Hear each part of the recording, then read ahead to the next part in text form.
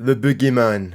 It's a wife's tale used to scare little shits into behaving, because if they don't, a monster will come for them. But what if I told you the Boogeyman is actually real? This one didn't haunt children, he haunted a nation. His very name struck fear into the hardest of men. Armies would break and flee at the mere whisper that he was after them. Mothers warned their children to behave or he would get them. One such mother, while comforting her child, hushed these very words, "Hush, bairn, hush, he shall not get thee." But as she spoke, a hand touched her shoulder and a voice whispered in her ear, "I wouldn't be so sure." James of Douglas, or as his victims knew him, the Black Douglas, the hammerer of the English. We don't know his exact date of birth or where he was born, but most likely it was Douglas Castle in 1286. But this is common for the time. Unless you were a high lord or a king, you weren't going to be really recorded in history of where you were born or the date, obviously, because back then records weren't kept. It wasn't the same as nowadays with like hospital records, birth certificates. James was the eldest son of William Douglas, or he was also known as Larder, because for some reason every Douglas has a cool nickname. For example, Archibald Douglas the Grim. James's mother was Elizabeth, who was sister to James the High Steward of Scotland. Now, I'm going to give you some context of the actual First War of Scottish Independence, because it wouldn't make sense to jump straight in, because it won't. At cliffs near Kinghorn in Fife, Alexander III, King of Scots, was fatally thrown from his horse because he wanted pussy. This was the catalyst for King Edward I's attempt to conquer Scotland. The throne should have gone to Margaret, the Maid of Norway, who was Alexander's granddaughter, but she died of illness at Orkney. With this unfortunate set of events, Scotland was looking like it would evolve into a full-blown civil war, with lords everywhere, like the Commons, the Bruces. Literally, it was going to go to shit. So with this chaos, Bishop Fraser of St Andrews had the mega, super, intelligent, big brain idea of asking Edward I for help. In this video, I'll be calling Edward I Longshanks because there's 3 of them, and there's actually 4 Edwards in this video, so I'm trying to make it as easy as possible for you. Longshanks was chosen because who better to pick a king than a king? Although this sounds really stupid, it's important to remember that hindsight is a bitch. And during these times, England and Scotland weren't really bitter rivals. They were relatively friendly nations to each other, apart from a few odd wars and border skirmishes. Most of the actual untrust between England and Scotland dates back to this war because of Longshanks' what he did. And also he was brother-in-law to the dead king. After weeding down the contenders, there were only really 2 left. John Balliol and Robert Bruce. Not the one you're thinking of, but his grandfather. Both men were close relatives of the royal bloodline. Longshanks chose Balliol, who had, to be fair, the better claim, and he ruled from 1292 to 1296. But ruled is a strong word. He was more or less a puppet, and he gained the nickname Tomb Tabard, which basically means empty coat. Edward was hell-bent on embarrassing and undermining the Scottish king at every chance he got. Balliol, under pressure from the Scottish nobles, went into a mutual aid alliance with France, which became known as the Auld Alliance, which was made to counter English aggression. This pissed off Edward because he seen Scotland as his bitch, and this act of defiance by going to his rivals shattered his ego a bit. So Edward, in response, gathered his army and went off to teach the Scots a lesson, beginning the First War of Scottish Independence. And to speed past a lot of bullshit and unimportant wars and battles and shit, the Scottish army were defeated and Balliol was taken to the Tower of London, and the English now occupied Scotland. When Wallace's rebellion began in May 1297 after killing the English sheriff of Lanark, Heselrigg, he also went to raid Scone to try and kill William Ormsby, who was the justiciary, I can't say that word, of Scotland. James's father joined Wallace on this raid because the Douglases loved the smoke. William Douglas was one of the only nobles to support Wallace in his early days. Ormsby barely escaped the attack by jumping out the window once the Scottish barred through his door. You've got to rate it. William Douglas had left a reputation of being reckless and just flat out insane. After his wife and James' mother died, he felt a bit lonely. And this was before Tinder, so he couldn't, meet someone like a sane person. So he kidnapped and forcibly married an English noblewoman who was also a widow. So, it's okay in the eyes of the law. But since she was of high ranking, Longshanks eventually heard of this, and he began to hate the name Douglas, foreshadowing. And also because Douglas was also doing a lot of other annoying shit like executing people without consulting the authorities, which might annoy some soy boy fucking congressman, but he's based. But what is also surprising about Wallace's rebellion is that the 22-year-old Robert the Bruce also joined him in this fight. And this is strange because he was the favourite of Longshanks. And the Chronicle of Skaithmuir states that he joined the Scots because he was Scottish. Based. So Bruce joined the rebellion, but he needed an excuse to raise his men without raising suspicion. So he was glad to know that he was picked to put down a rebellion at Douglas Castle. So when he reached Douglasdale, he switched sides and escorted the occupants of the castle to safety. Among them was most likely young James Douglas, around 11 years old. This would have been the first meeting of two legends. On the 11th of September, the Battle of Stirling Bridge took place, and under the Scots, Wallace and Andrew Murray beat a larger and superior English army as it tried to cross the River Forth. Unfortunately, Murray had been fatally injured and died sometime later in that year. Then, after raiding England, Wallace and his army clashed with the English at Falkirk, and the English won. At some point throughout the rebellion, James's father had been captured by the English and was sent south in chains and was imprisoned in the Tower of London, and James was sent to Paris by his family to prevent him from being also captured. James spent around 3 years in Paris, and Barbour tells us that he lived simply and sometimes in ribald company, and that he learned much of the life of a Parisian, like eating frogs. So basically he just kind of went for a uni party for 3 years in Paris, like the true Scotsman he was. But on one fateful day, a messenger came looking for him, bearing news his father was dead. We are told that William died by being murdered by the English while a prisoner in chains. This basically means he was killed in prison by an English soldier, but not formally executed. James swore right there and then that he would do all in his power to recover all that has been his father's, and that he would dedicate his life to reclaim his birthright.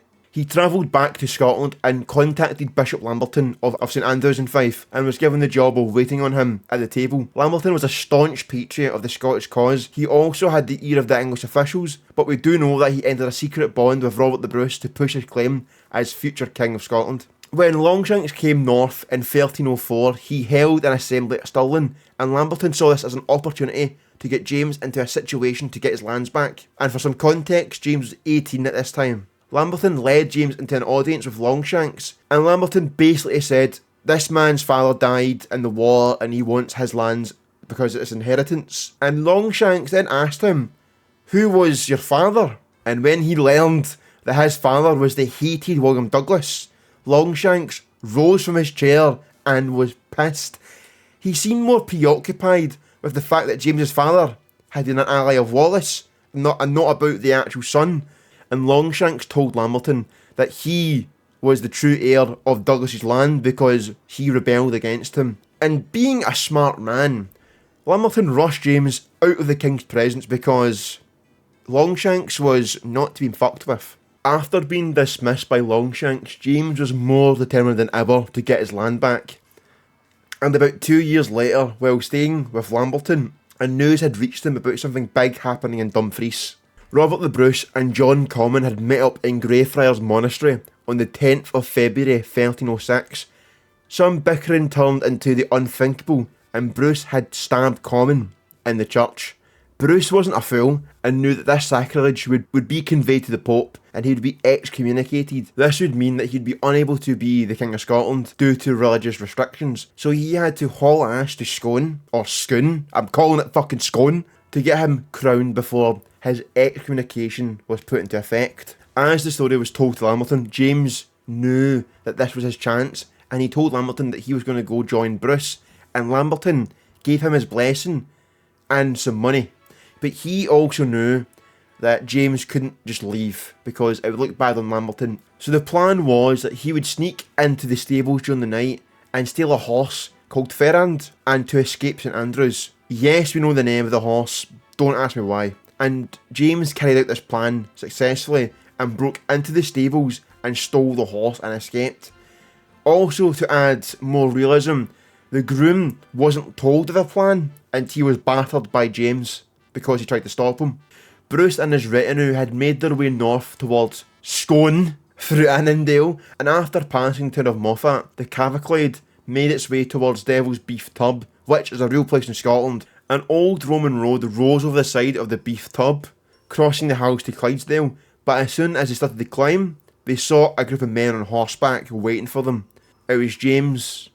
As Bruce drew up, James dismounted and knelt before him. He swore to be his man and gave him fealty. Bruce arrived at Scone and was crowned on the Moot Hill of Friday the 25th of March 1306. James would have been just one of the onlookers in the crowd, and as the crown was lowered on Bruce's head, the future has been sealed and Scotland was at war again. On the 5th of April 1306, Longshanks appointed Amel de Valence as a lieutenant in Scotland. He gave him power to raise the dragon, which basically meant that he was to show no chivalry, no mercy, no nothing to the Scots. Not even telling the truth.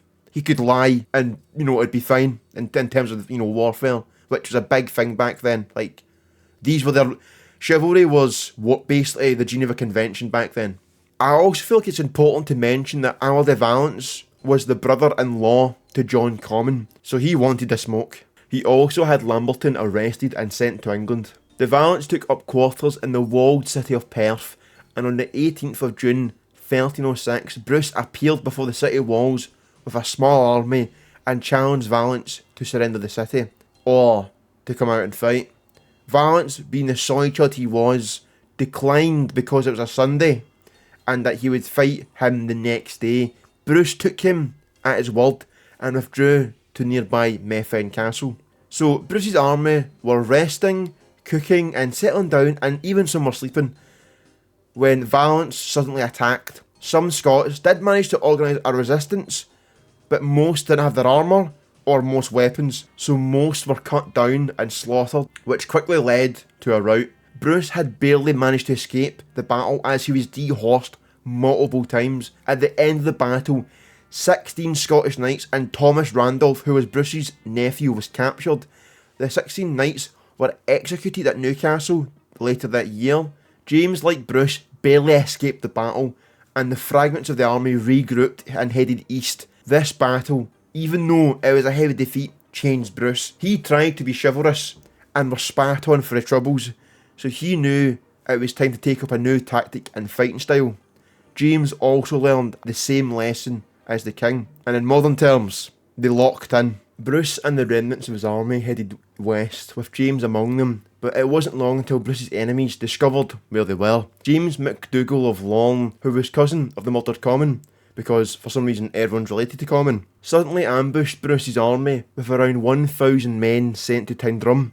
Bruce, after the battering at Methven, only had about 500 men, and even at that, a lot of his retinue were women and children and his wife. During the battle, the Bruce loyalists had to fight a rearguard action to escape the battle alive, and James also, in this fight, was wounded in battle. During the fighting, Bruce barely escaped again, as 3 MacDougalls surrounded him and had cut him off from support, but Bruce lived through the smoke, and the 3 MacDougalls quickly lay dead. Tradition states that Bruce and his men retreated to a nearby castle on the Isle of Lochdochart. Barbour tells us that during this time, James started to stand out a little. He had a flair for hunting and was one of the best hunters within the retinue. It was also around this time that Bruce realised the danger that he and his group were actually in, so he made the decision to send his wife, daughter and the woman to Kildrummy, who were to be escorted by Nigel Bruce, who was his brother. The castle was strong and had a lot of provisions, but a traitor had set a fire in the stables and they were forced to flee and headed north, most likely for Orkney or Norway, but they were betrayed again at St Duckhart Chapel in Rossshire. Nigel was drawn, hung and beheaded. Back in these days, women were also treated really well who were prisoners, better than men at least, but Longshanks had put the women in iron cages and hanged them in cages in the air for everyone to see. Bruce's wife, the Queen, was confined in a manor house at Berwick, and his 12-year-old daughter was kept in a cage in London. Meanwhile, Bruce, who didn't know this had happened, headed southwest to Kintyre. By now he had a force of roughly 200 men. They travelled down Glenfalloch, and due to the proximity to the English and his rivals, they made their way down the eastern side of Loch Lomond. One of Bruce's lieutenants was sent back to his lands to gather men and organise ships. Bruce worried about his men, as they had to lie in open hillsides during long nights, and some were unable to sleep. The year was passing, and it was getting colder. James didn't seem to have much problem with sleeping in the rough and out in the open, but the enemies of Bruce had made sure that there were no boats left that could be used to cross the loch shores. But James had found one. It was a sunken rowboat that could only fit 3 people. The first trip included Bruce, James, and the oarsman, and they were dropped off on the west shore and then went back for others. Barbour tells us that it took a day and a night of constant rowing to bring everyone across the loch. Some of the men opted to even swim in the water, holding onto the boat. After all the men were across, they were in a dire need of food, and Bruce made 2 foraging groups, one being led by himself, and the other led by James. While out foraging, they stumbled across Malcolm Earl of Lennox, who was overjoyed to meet the King of Scots, and led them to the Firth of Clyde, where he then encountered Neil Campbell, who was the lieutenant sent to gather men in boats, and he had kept his word. They set sail, keeping near as shore as possible to the Isle of Bute, and this was to make it harder to be spotted. For some reason, Malcolm's galley fell behind the rest of the fleet, and traitors from Bute tried to overtake the ship, but Malcolm dumped his gear overboard, and the traitors stopped to take that instead. Bruce, James, and the rest of his men were given hospitality by Angus Og, Lord of the Isles at Dunaverty. Bruce's party stayed at Dunaverty for 3 days, then they made their way to the island of Rathlin, just off the Irish coast. With the strong English fleet in the area, Rathlin would have been easily attacked, so it's best to assume they didn't stay long. James was beginning to fret as winter wore on. He felt that the weather and cold shouldn't stop them from battering the English, so he went to one of Bruce's captains, Robert Boyd. He suggested that he could take some men and attack Broderick Castle on the Isle of Arran. Boyd agreed, since he knew Arran well. They then approached Bruce and asked to be allowed to carry out this plan, and Bruce agreed. They got together a small force and rode over to Arran from Kintyre, landing in the middle of the night. They hid the boat and crept up to the castle before it came day. The Englishman in charge of Broderick was Sir John Hastings. James heard that the Hastings often rode out with his followers on forays around the island or raids, so they sent an ambush out for him. But as they sat waiting, 3 English ships appeared full of provisions, clothing and arms for the castle garrison. A body of men, and the men started to unload the boats, and as they strolled past the hidden Scots, carrying barrels full of wine and gear, James and his men promptly broke cover and attacked them boldly. They killed around 40 men, and the screams and commotions alerted the castle, which led the garrison to rush out of the castle to advance towards the Scots. But they weren't expecting soldiers, they were expecting civilians and locals who weren't really well armed or skillful. With this, the English ran back to the castle, with the Scots cutting down the stragglers, but they managed to bar the gates shut before the Scots could get in the castle. When the Scots focused their attention to the ships, they noticed that the crews had withdrew their ships, but a strong wind was against them, and they couldn't pass the breakers to get to open sea. They were trapped, unable to land, unable to escape. Eventually, 2 ships took in too much water and capsized, and the Scots gathered what they could and made their way to a nice defensible spot. Happy with the free loot they had just stolen, James and Robert Boyd remained there for 10 days. Meanwhile, Bruce had arrived at Arran with 33 galleys and made inquiries to find James. Bruce made his way to Glencloy and blew a blast on his horn. James and Boyd recognised this, and they regrouped with each other. Bruce's mother was the Countess of Carrick, and he was most likely born at Carrick's main stronghold, Turnberry Castle. Longshanks had taken Turnberry and gave it to Henry Percy, who lorded it with 300 men, so Bruce focused his attention to start recovering mainland Scotland by capturing his homeland. Bruce and his men, Bruce had a man from Carrick with him on Arden, and he was called Cuthbert, which is a horrible name. Cuthbert travelled to Carrick by stealth and started to spy to figure out the weaknesses and how many locals felt about uprising. Then he would set a fire nearby Turnberry Point, which would alert Bruce and his men to arrive and attack. Bruce explained to James that he had 2 of his brothers with some Irish chieftains and a large body of men near Kintyre to make a second landing near Galloway to make a two-pronged attack. Several nights later, a fire was seen in the darkness. Bruce, seeing this, quickly launched the galleys and began the attack. At the beach, they saw a distressed and panicking Cuthbert. Cuthbert explained that the land was full of English soldiers and that the people were treated horribly, but they were not ready to join Bruce. And also that the fire wasn't even lit by Cuthbert. A fire had started in a fisherman's hut, and seeing this, he quickly ran towards it, knowing the army would come. This put Bruce and his captains in a difficult situation, so Bruce asked his men what they think he should do. Sir Edward Bruce, Bruce's brother, said that he should take their chances and attack anyway rather than later on and go back to Arran because he couldn't be arsed. Based. Cuthbert, with this, said around 200 of the English were quartered in the village and the rest were in the castle. Bruce, seeing the chance for a devious ambush, launched the attack. They crept towards the village, and when the time was right, they kicked in the doors of the houses and killed the English while they slept and scrambled for weapons, and James played this part well. The ferocious attack alerted the men in the castle, but they refused to leave out of fear, so they barred the gates. While there, a kinswoman of Bruce, Christina of Carrick, informed Bruce what had happened at the castle, and what happened to his brother and daughter and family. But bad news kept coming. When the landings happened, the men were attacked by an overwhelming army. Thomas and Alexander and an Irish king called Malcolm MacQuillan and Sir Reginald Crawford had been captured. Then they were taken to Carlisle and were hanged and beheaded. After the successful battle, James went to Bruce and asked him if he could take some men to Douglas, and Bruce let him go. James and his two companions secretly made their way to Douglasdale, and he kept away from the more populated areas in the village, to his father's old friend's house, who was called Thomas Dixon. He had helped his father and Wallace capture the castle at Sanquhar, or however you say it, and acted as a messenger between them. Then who better to be a trusted ally of the rebellion, other than an old rebel? When James explained who he was, Thomas Dixon was delighted to see the young boy he knew come back to his homeland, and after quickly taking an oath of loyalty, both men made a plan to attack Douglasdale, and it was 3 days of Palm Sunday, and the garrison would be attending a service at St Bride's along with the locals.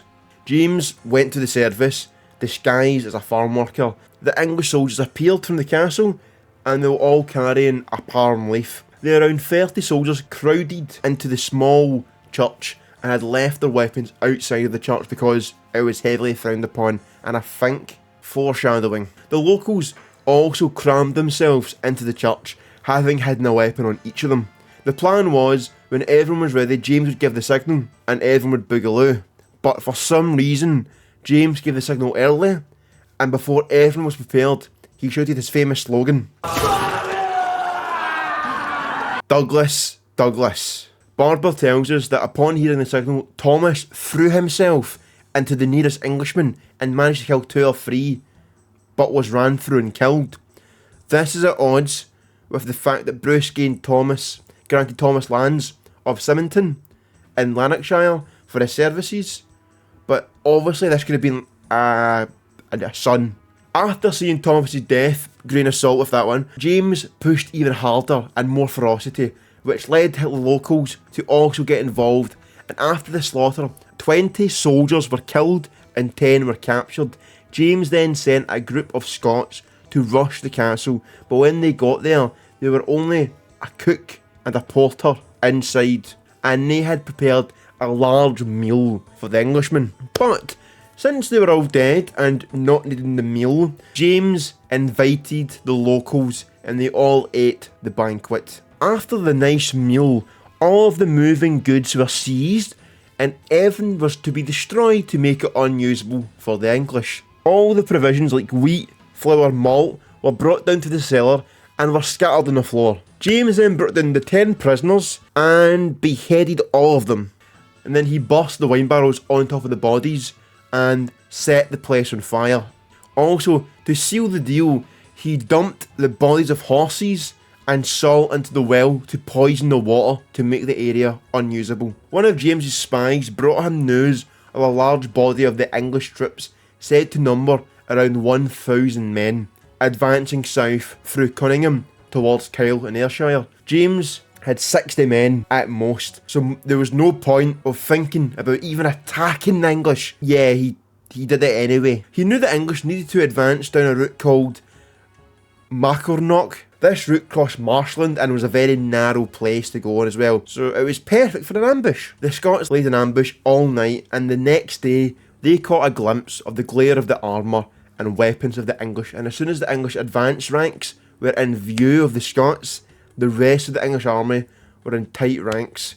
As the army crossed the ford, James and his men rushed at them and forced many into water. Other Scots in the bushes and tall grasses fired arrows into the ranks of the English, causing a massive confusion, and the English tried to retreat, but they couldn't go forward, left or right due to marshy terrain. They could only go backwards, but the English at the back didn't know what was happening, so they were still pushing forward, causing the ranks to panic. The leader of the army, Sir Philip Mowbray, forced his horse forward, cutting his way through the Scots. One Scot tried to pull him from his horse by grabbing his belt, but luckily for Mowbray, his belt snapped and he managed to escape the fight. And after the fighting, 60 English lay dead, with the rest retreating to Bothwell Castle. It is also around this time that Barbour tells us that James had met up with Robert the Bruce and Edward Bruce.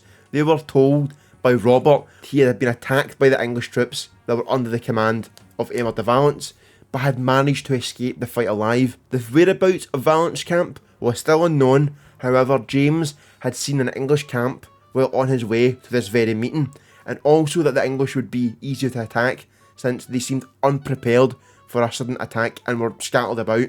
Around 140 Scots made their way to the English camp and found that the English were around 200 strong in a local village. There was no holding back. They stormed every house, killing every Englishman they could find. Then they disappeared into the darkness, into the dawn. Valence was helpless in this face of guerrilla warfare, no matter how large or equipped his army actually was. At the start of May 1307, he discovered that Bruce's army of around 600 men, which included James, were encamped at Galstone in the Loudoun Valley in Ayrshire. Valence issued a challenge to Bruce by saying, "Stop camping, you little bitch, and fight me like a man." Obviously, I'm paraphrasing, but it does show the arrogance of the English, asking Bruce for a fair fight after lying to Bruce at Methven.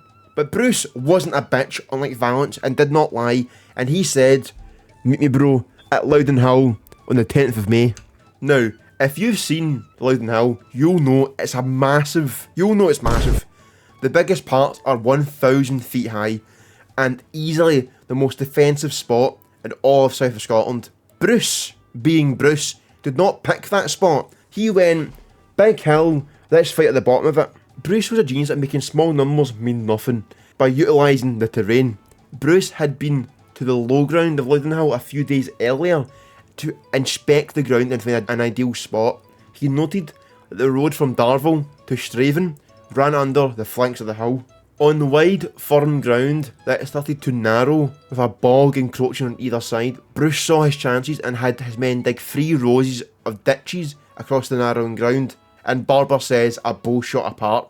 These ditches were to stop or slow down heavy cavalry to avoid them, to gather enough speed to smash through the Scottish position. Ditches also didn't need to be that deep or wide to stop them, since horses who were wearing heavy armour couldn't jump due to the weight. And on the morning of the 10th of May, Bruce marched his 600 men forward into 2 divisions. They set themselves up at the chosen spot, their spear points outstretched. The 3,000 English appeared from the direction of Darvel, and when they saw the Scots lined up front, they began charging their heavy horses at the Scots. To the English, this must have been an easy win. Then they hit the first ditches, and the slaughter began. Some Englishmen were thrown from their horses and smashed to the ground, but then the cavalry regrouped. But then they hit the second ditch, then the third, and by then, confusion and disarray had taken hold of the group. It was chaos. The Scots held firm, making kebabs into any horses or men that happened to ram into them. Then the Scots started to push forward, and the English fell backwards. Panic spread throughout the ranks, and a lot of men decided the day was lost and began to retreat from the battle. And the Scots charged at the retreating English, cutting down any stragglers. The story of Loudoun Hill would spread like wildfire over Scotland, causing men to flock to Bruce. James had sent spies all around Douglasdale, and now the spies are bringing back information about the English. They had sent workmen to Douglasdale and began rebuilding the area. It probably wasn't fun for the workers because they had to clean out all the dead shit that James left behind. The new troops were under the command of a man named Furwall, and when James arrived at Douglas, he asked the locals about Furwall, and James pulled a few stunts to figure out how he would respond. Furwall made raids in the surrounding countryside, so James decided to take advantage of this. He gathered up some locals and he based himself at Sandyland, 6 miles down the stream of the Douglas Water. At dawn the next day, James sent a few men to the land surrounding the castle to round up any cattle that was there, and where Furwall was informed about this, he rallied his men and set off in pursuit. The castle rustlers were far ahead by this point, and the English didn't chase them in any proper order. As the pursuit went on, they began to tire and slow, and when the rustlers had baited the English past James's position, he sprung the trap and charged out. Furwall was killed in the ambush, and his men were also cut down, with only a few of them managing to escape back to the castle. The English in the castle who saw this, in a panic, dropped their gates early, and a lot of their own men outside the castle gates were trapped. Then, on the 7th of July, 1307, Longshanks died while trying to lead his last invasion into Scotland. He took his last breath, being able to see Scotland, but not standing on its soil. The new king was King Edward II, which will be referred to as such in this video. And with Longshanks now dead, this was the perfect time for Bruce to consolidate his position in the northeast of Scotland. James was left in the south of Scotland to wreak havoc against the occupying English there. James was now growing in stature in the eyes of Bruce and Scotland, as he was left in charge of the south at only 21 years old. We have little snippets of his movements. We hear him in the forest around Paisley in September. He had managed to break the English hold in that area around Douglasdale, although the castle was still against him. After the killing of Furwall, the new governor was son John Webton, and he would soon deal with this man. Before that, he carried out raids into the Selkirk region. Selkirk stood in the heart of its own forest and was part of the ever greater Ettrick Forest. The English could only control the forest superficially, since you could be easily attacked from the forest and be unable to counterattack, no matter how many garrisons they had. So it's understandable why James wanted to control it, so he could just use it as a base of operations and do as much damage as possible. He also cleared the English from Jed Forest. All of the forests of the borderland were connected and was known back then to the Scots as the Forest, although now they're all no longer connected. But the time came when he felt secure enough. He returned to Douglas to deal with Webton. James, like Bruce, wouldn't risk a single Scottish life unless it was necessary, and this is what Scotland needed, as Scotland was outnumbered 10-1 by the English population.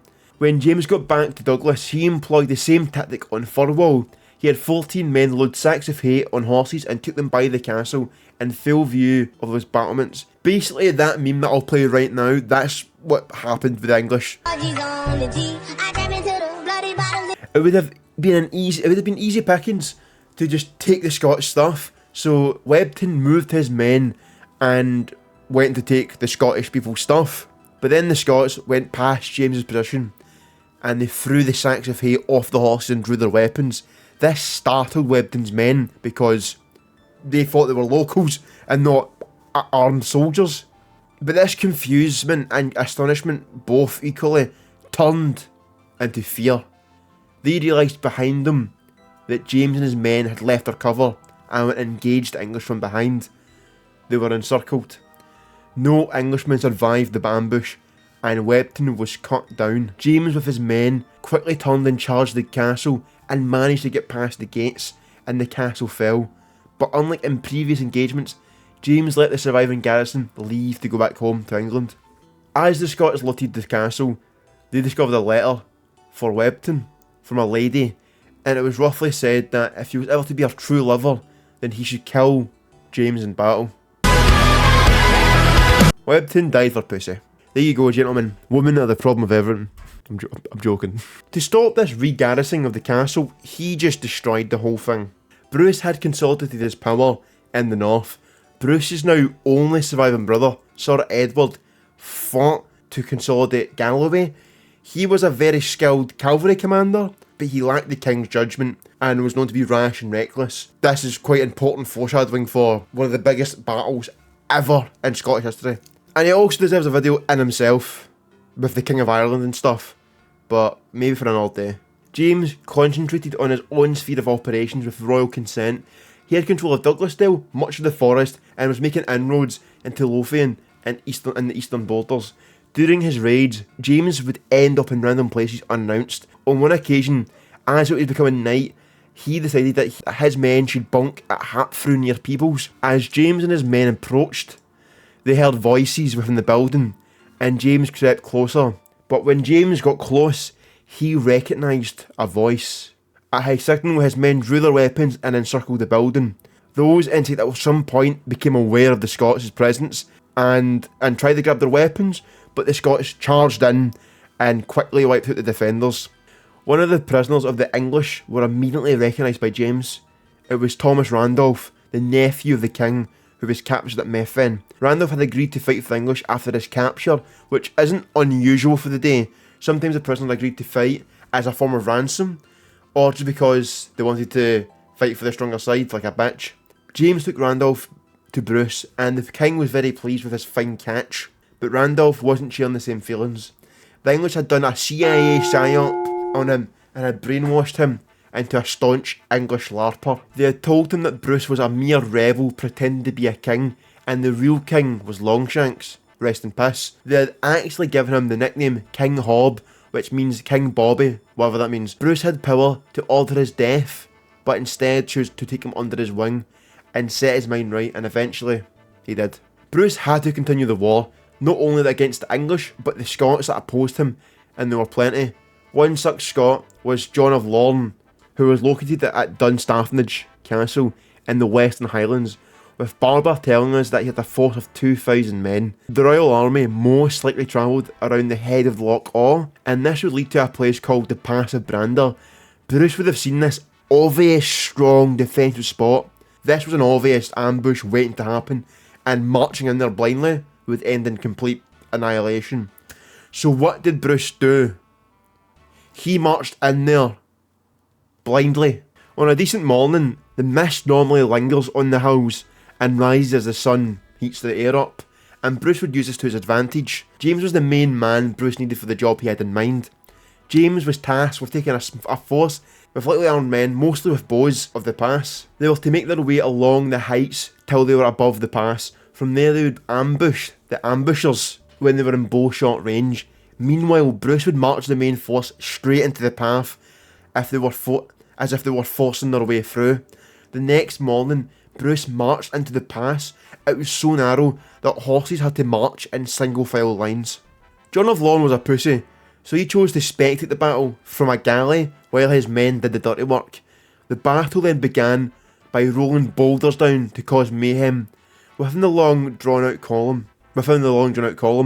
The intention is to break morale in the formation and then to sweep in to destroy the Royal Army, but they never managed to get that far, as Bruce planned this battle to a T and had most of his nimble soldiers scrambling up the hill the moment the ambush began to engage the Lorne loyalists. At the same time, James had unconcealed his men and fired a volley of arrows into Lorne's men. Lorne's men realised they were post and outnumbered and tried to mount a defence, but when James's men dropped their bow and arrows and charged into them, it quickly fell and broke apart.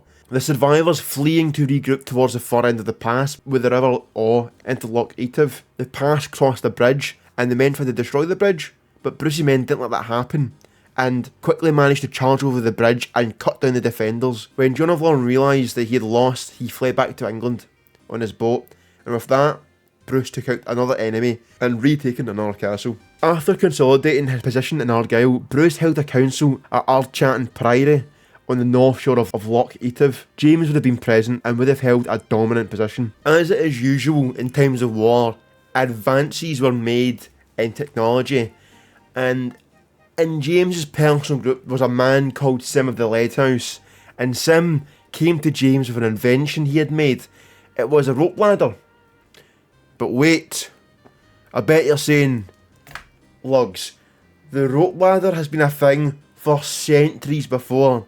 And yeah, you'd be right. And interrupting me is fucking rude. Shut up. Sim had invented a rope ladder with a large hook and 2 rings attached. One ring would be at the bottom with its wooden slats. The other would be stuck on the back at a right angle. This ring would be looped over a spear point. Since the Scottish loved their spears, this means it could be recently raised over a castle parapet. And as the first man began to climb the ladder, it would hook the ladder into place on the wall, making an even more solid grip, making it difficult for defenders to unhook the ladder. James was delighted with this invention and quickly informed Bruce of its uses. The Scots quickly began to employ this rope ladder right away, and it would climb over the walls of castles all around Scotland, with the English garrisons not knowing it until it was too late. The Scottish now could recapture castles without the need of siege engines, which was huge for Scotland since they were fucking poor as shit, had not a lot of resources left, and didn't have a lot of resources to commit to long and drawn out sieges of some of the best castles in Britain, like Roxburgh, Stirling and Edinburgh. With this new invention, James was feeling responsible for the south of Scotland, and since he had a mass amount of land there, so James set his eyes out on Roxburgh Castle, one of the most important and strongest castles in all of Scotland. It laid close to the English border, which meant it was easy to resupply, so he had to deal with it fast. Roxburgh was really just a walled town and a castle built on top of a large oval mound. It would be a hard task just to approach the castle, never mind be unseen. Never mind the 100-foot climb. So James had to use his brains for this. His plan to sneak up to the most defensible castle in Scotland was to crawl on his hands and knees, pretending to be a cow. So on the night of the 19th or 20th of February, James, accompanied by around 60 men, hid their horses and approached the castle.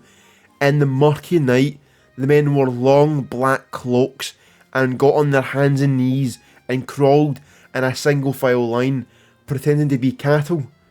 James's men definitely thought, what the fuck am I doing? But they were willing to do it, which says a lot about James and the trust that he actually had in his men.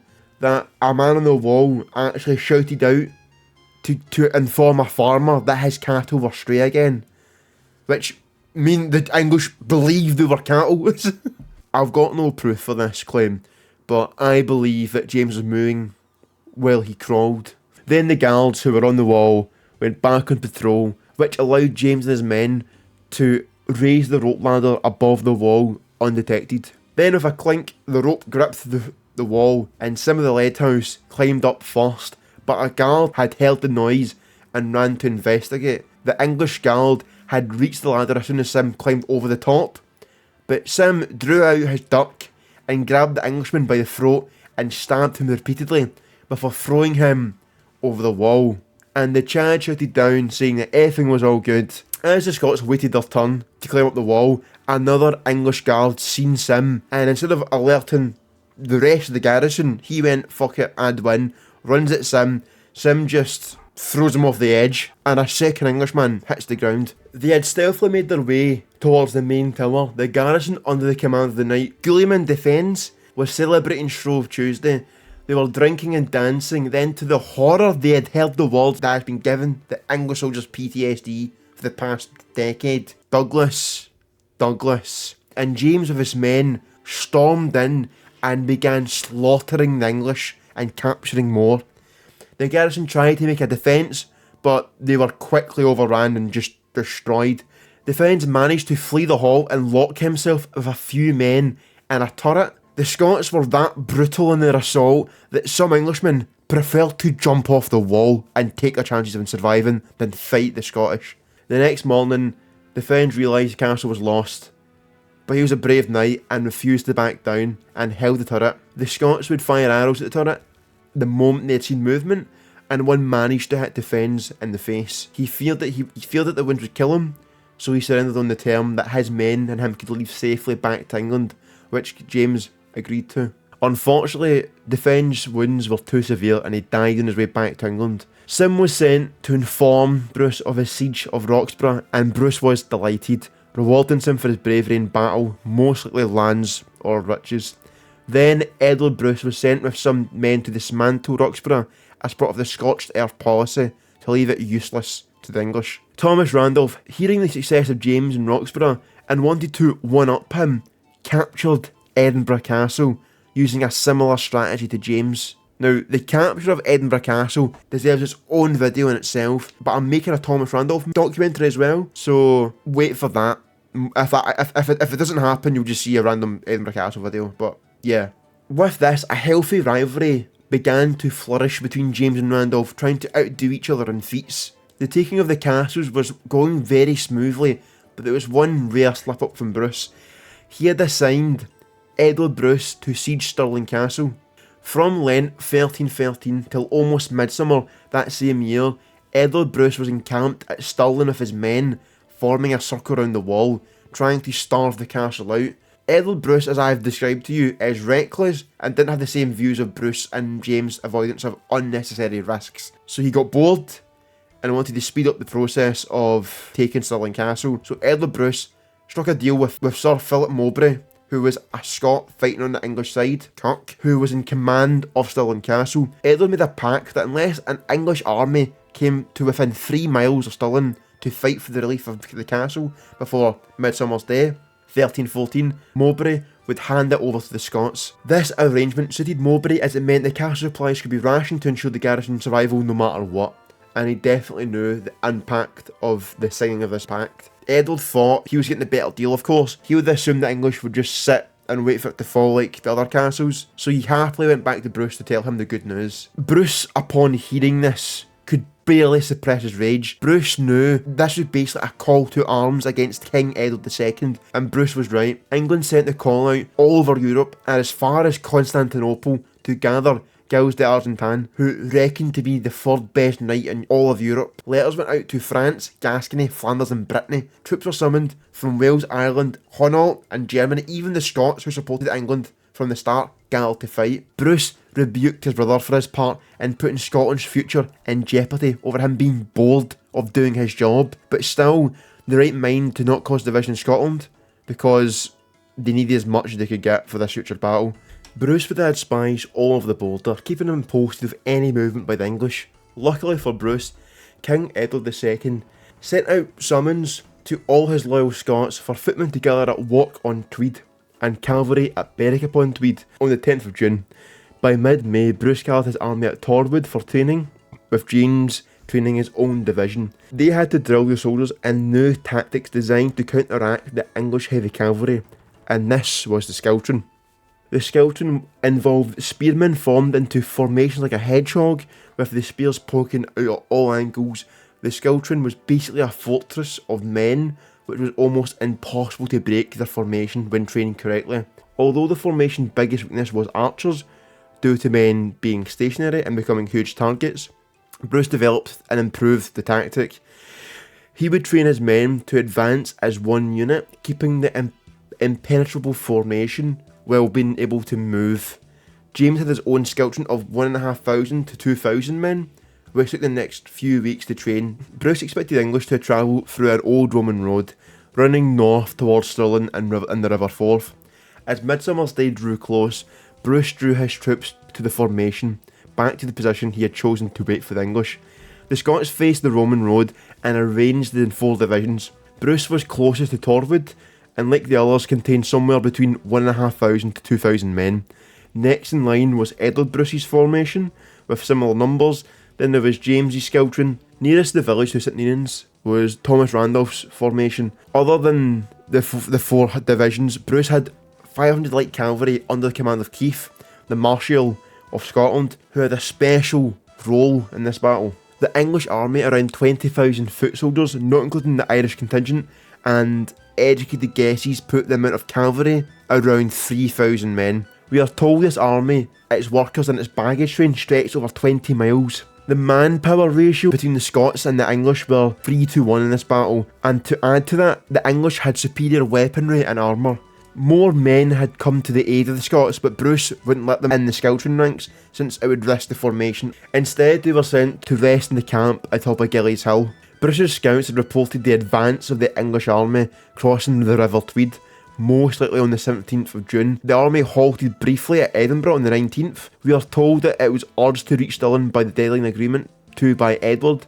The troops marched 20 miles to Falkirk on the 22nd of June, making them only 15 miles from the Scottish army. When the English left Falkirk on the 23rd, Bruce sent James forward with Keith the Marshal to watch the English cross the flatlands between Falkirk and the Scottish position. James, by this point, was a well-experienced soldier and must have been nervous seeing the numbers approaching Bannockburn. James and Keith returned to Bruce, told him in private how the seemingly unstoppable army was on their doorstep, and Bruce told them to keep it to themselves to not cause panic. But also, this was actually true as well. A lot of dissent was building up in the English ranks about not getting the role in battle that they thought they deserved. Bruce had some of his forces out of the edge of Torwood digging potholes around 2 to 3 feet deep to break up the expected charge of the English cavalry, just like Loudoun Hill. He knew that there would only be 2 routes the English could have taken, either straight forward along the Roman road or down drop to the lower land near the River Forth and across the karst land there.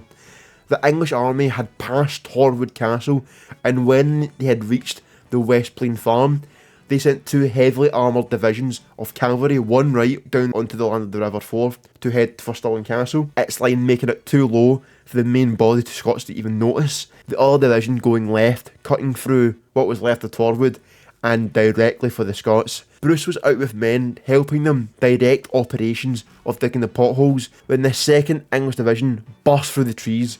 One of the English knights, called Henry de Bohun, saw Bruce's golden crown and wanted the glory of killing him. De Bohun lowered his helmet's visor and his lance and charged towards Bruce. Bruce was unprepared and was only on a small pony called a hobbin, and only was carrying his battle axe. With escape impossible in full view of the Scots, who must have been bricking it, Bruce drew his axe, and just when it looked like he was going to be impaled, he yanked the reins of the pony, reining it on its back legs. As the Bohun passed by, Bruce stood up in stirrups, raised his axe as high as he could, and swung it down as hard as he possibly could, crashing into de Bohun's head with such force that he cut through his helmet, chainmail, flesh and skull. The cut was so deep it went all the way to his breastbone. De Bohun's horse carried on for a few more steps before his body hit the ground. The only damage to Bruce was his axe, which he regretted due to it being his favourite battle axe. Just aura farming. Bruce fell back to the Scottish line where they pushed back the rest of the English. After this small skirmish, Bruce made his way back to the main body of the Scots, where his lieutenants, including James, were furious about Bruce gambling so much, and they were also astonished by what they just witnessed. As Bruce stood with James, Randolph, Edward Bruce and his lieutenants, they were all alerted that the other English division, which was out of sight, had been spotted nearby the village of St Ninians and were threatening to cut off the Scottish retreat. Bruce then saw Randolph, who was supposed to be guarding that area, and he pointed out that the English garrison, who he was meant to be blocking, was advancing, and was quoted in saying, "A rose has fallen from its chaplet," which apparently was a massive, diss back then. I don't even know what it means.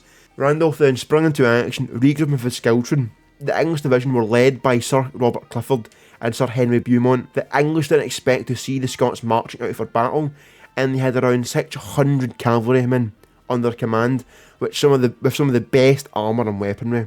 Randolph, with only around 1,500 men on paper, wouldn't have looked like much of an obstacle for such a large body of heavy cavalry. Randolph's men dug in and pointed out their spears resembling a hedgehog, and within seconds, the English crashed into the Scots. The Scots were engulfed in a tidal wave of horses, and were hidden from the main body of Scots by the amount of dust that was in the air due to the initial crash. James was watching from cover with his Skelton next in line in case Randolph was broke or even was overrun. James had begged Bruce to let him march into battle to relieve pressure from Randolph, but Bruce wouldn't let him do this due to the main English body being nearby and couldn't risk losing any more men before the final assault. Eventually James couldn't contain himself and started to order his men forward, but as soon as they reached the edge of the cover, they could see a mound of dead men and horses around Randolph's Skelton, and that the English had taken to thrown their weapons and swords and axes and maces at the Scots out of frustration, being unable to break through. James, seeing this, didn't want to steal the glory from Randolph and ordered his men to halt. Randolph, sensing the English growing weaker, gave the order to advance, and the Scotsmen moved forward, forcing the English to break and flee. As Randolph's Scotsmen returned to the main body of Scots, it would have gave a huge morale boost for the defenders, knowing that the English were not invincible. Edward II would have gotten reports that both attempts to probe the Scots failed and resulted in heavy casualties, and would have been looking at the Scottish position and decided that their position was too strong for a frontal assault and too late in the day for further action, so he decided to lodge his army on low-lying boggy carse of the River Forth. The position was marshy, boggy, and the English had to take doors and woodwork from local houses to create makeshift bridges so that their horses could traverse the grounds. During the night of the 24th, Bruce was with James and the rest of his men discussing tomorrow's plans. Captains, when a rider from the English army arrived, it was Sir Alexander Seaton, a Scot who had been fighting for the English, and told Bruce that the English were demoralised and pledged his life that if he attacked the next day, he would defeat them. With this, Bruce asked his lieutenants, "Shall we fight or not?" And they all came to the unanimous decision for battle. Barbour tells us that they said, "We shall not fail for fear of death, nor flinching at any suffering till we have made our country free." That night, the English barely slept out of fear of waking up to an ambush or never waking up at all. When it began morning, Bruce called for quiet and delivered a speech that we have part of, and it goes as follows. "Those barons you can see before you, clad in mail, are bent upon destroying me and obliterating my kingdom, nay, our whole nation. We do not believe we can survive. Their glory and their warhorse and equipment. For us, the name of the Lord must be our hope of victory in battle." I tried really hard to find the whole speech, but it's been lost to time, and I couldn't find parts that were 100% accurate, or even, a part of it. There's been a lot of, poems about the speech, but not a lot are actually from the actual speech. Bruce then knighted more men with chivalry, stating that a battlefield was the best place to carry out such an honour. Barbour tells us that James was already knighted at this point, but there's some debate in this, and says he was knighted at Bannockburn. To me, that doesn't make a lot of sense, because he was in charge of knights before, and only really knights can command knights, or you know what I mean. So one theory says that James was promoted to a knight banneret at Bannockburn. This was an honour that can only be given on the field of battle, but it's just a theory. The Scottish army was in position and ready to march, and after Bruce gave the call, they began to advance. Edward Bruce's Scotsman was the first to move, then Randolph's, then James's. On the 23rd, Randolph was closer to St Ninians, but today they switched formations, so that's why it's different. Bruce had stationed his division behind the main bulk of the army, with his archers and light cavalry under Sir Robert Keith nearby him to able to command them more effectively. The English army began to move in position, with the English lords bickering on who should lead the battle to counter the Scots. Around 50 or so feet away, as two lines formed up, Bernard de Linton, the abbot of Arbroath, held up the brick bannock of St Columba. As it was lifted, the Scots dropped to their knees, reciting the Lord's Prayer and commending their souls to God. Edward II, seeing this, mocked the Scots' piety and believed that they were praying for his mercy. But in response to this, a Scottish knight fighting for the English, named Sir Ingram de Umfraville, said, "You are right, they ask for mercy, but not from you. They ask for God for their sins." The Scots rose, levelled their spears, and began to advance towards the English. As this happened, Bruce had sent his archers out to rush in front of the Scotsmen to harass the English archers, to draw attention away from his own footmen onto them instead. Refusing to delay the battle any longer, or to gain personal glory, the English heavy cavalry, under commander Sir Robert Clifford and Earl of Gloucester, began to charge to meet the advancing Scots, expecting to easily ride over the lightly armoured Scots. But the Scotsmen advanced forward. They were quickly closing the gap between the English, causing heavy cavalry to not be able to generate enough momentum to mount an effective charge. What also caused this disadvantage due to the heavy cavalry was the boggy terrain, which was also limiting the movement from the cavalry.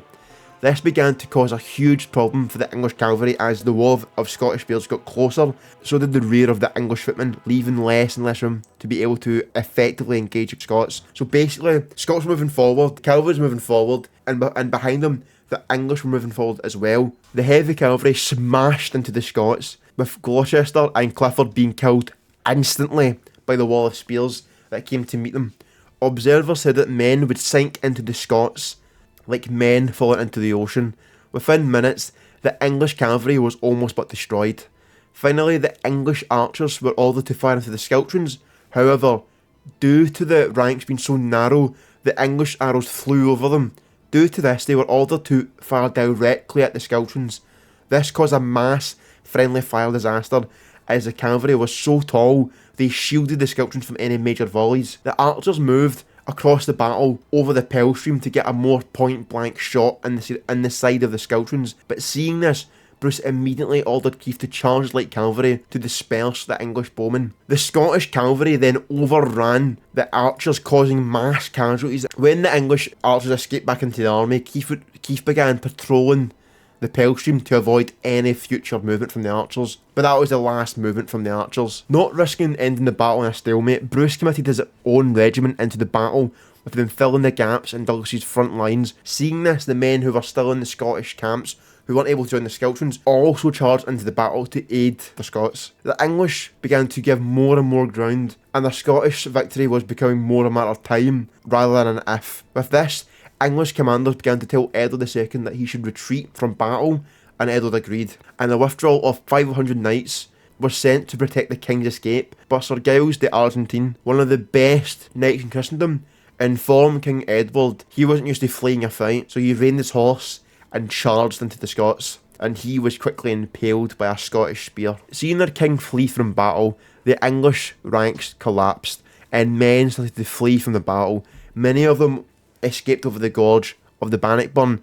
Men stumbled over each other, with most men not even having faced a Scot yet. English chronicles recall the horrors that overcame their army. The Sala Chronica states that the English recoiled upon the ditch of Bannockburn, tumbling over another. The Life of Edward II states, while our people fled, a certain ditch entrapped many of them, and a great part of our army perished in it. In the end of the battle, out of the 20,000 Englishmen, 500 knights and men-at-arms were captured or killed, and up to 3,000 to 7,000 infantrymen were killed. The Scottish army, of around 5,000 men, only suffered 500 to 1,000 casualties. Bruce immediately called over James and told him about how King Edward II had escaped the battle and was most likely heading for Dunbar. So he was sent to chase after the English king with only 60 light horses. Chasing 500 heavily armed knights might be seen as a pointless and even suicidal task, but James, being James, didn't see it this way. He immediately shouted orders and quickly got men into pursuit. As they cleared Torwood, James came across Sir Lawrence of Aberney with 24 horsemen who were coming to fight for the English, but when they got informed on who won, they conveniently had a change of heart and switched sides for the Scots and joined James's group. Although fatigued from a long day of fighting and no sleeping, they continued the chase and managed to actually catch up with the English along the high road of Linlithgow at Witchborough. The English halted to let their horses to be fed, and seeing this, James ordered his men to do the same. The two sides would have definitely eyed each other down. It would be suicide to attack the English, as they were 10 to 1, but the English didn't dare to attack, as they were too demoralised and didn't want to be bogged down in another fight. As soon as the English set off, James followed in pursuit. He kept the Scots right on the heels of the English, killing and capturing any stragglers who had fallen behind. James was that close to the English that Barbour described as the English, in quote, could not stop for any slaughter to make. Some quote, by the way, in a weird way to say they couldn't shit. Also, to show how much the Scottish castle capturing campaign had done on the English, is heavily shown in Edward's retreat. Dunbar Castle was the safest and closest castle in English hands, which was 30 miles from the battle. Bannockburn was a huge success for Scotland, but the English were still given the nutter treatment to peace terms, so Bruce and his men knew it was going to be a long drawn out affair. With this, Scotland was also skint and needed money to fund this war, but as it so happened to be, there was a hugely wealthy land bordering them that had so recently had its army destroyed, physically and emotionally, and practically was defenceless.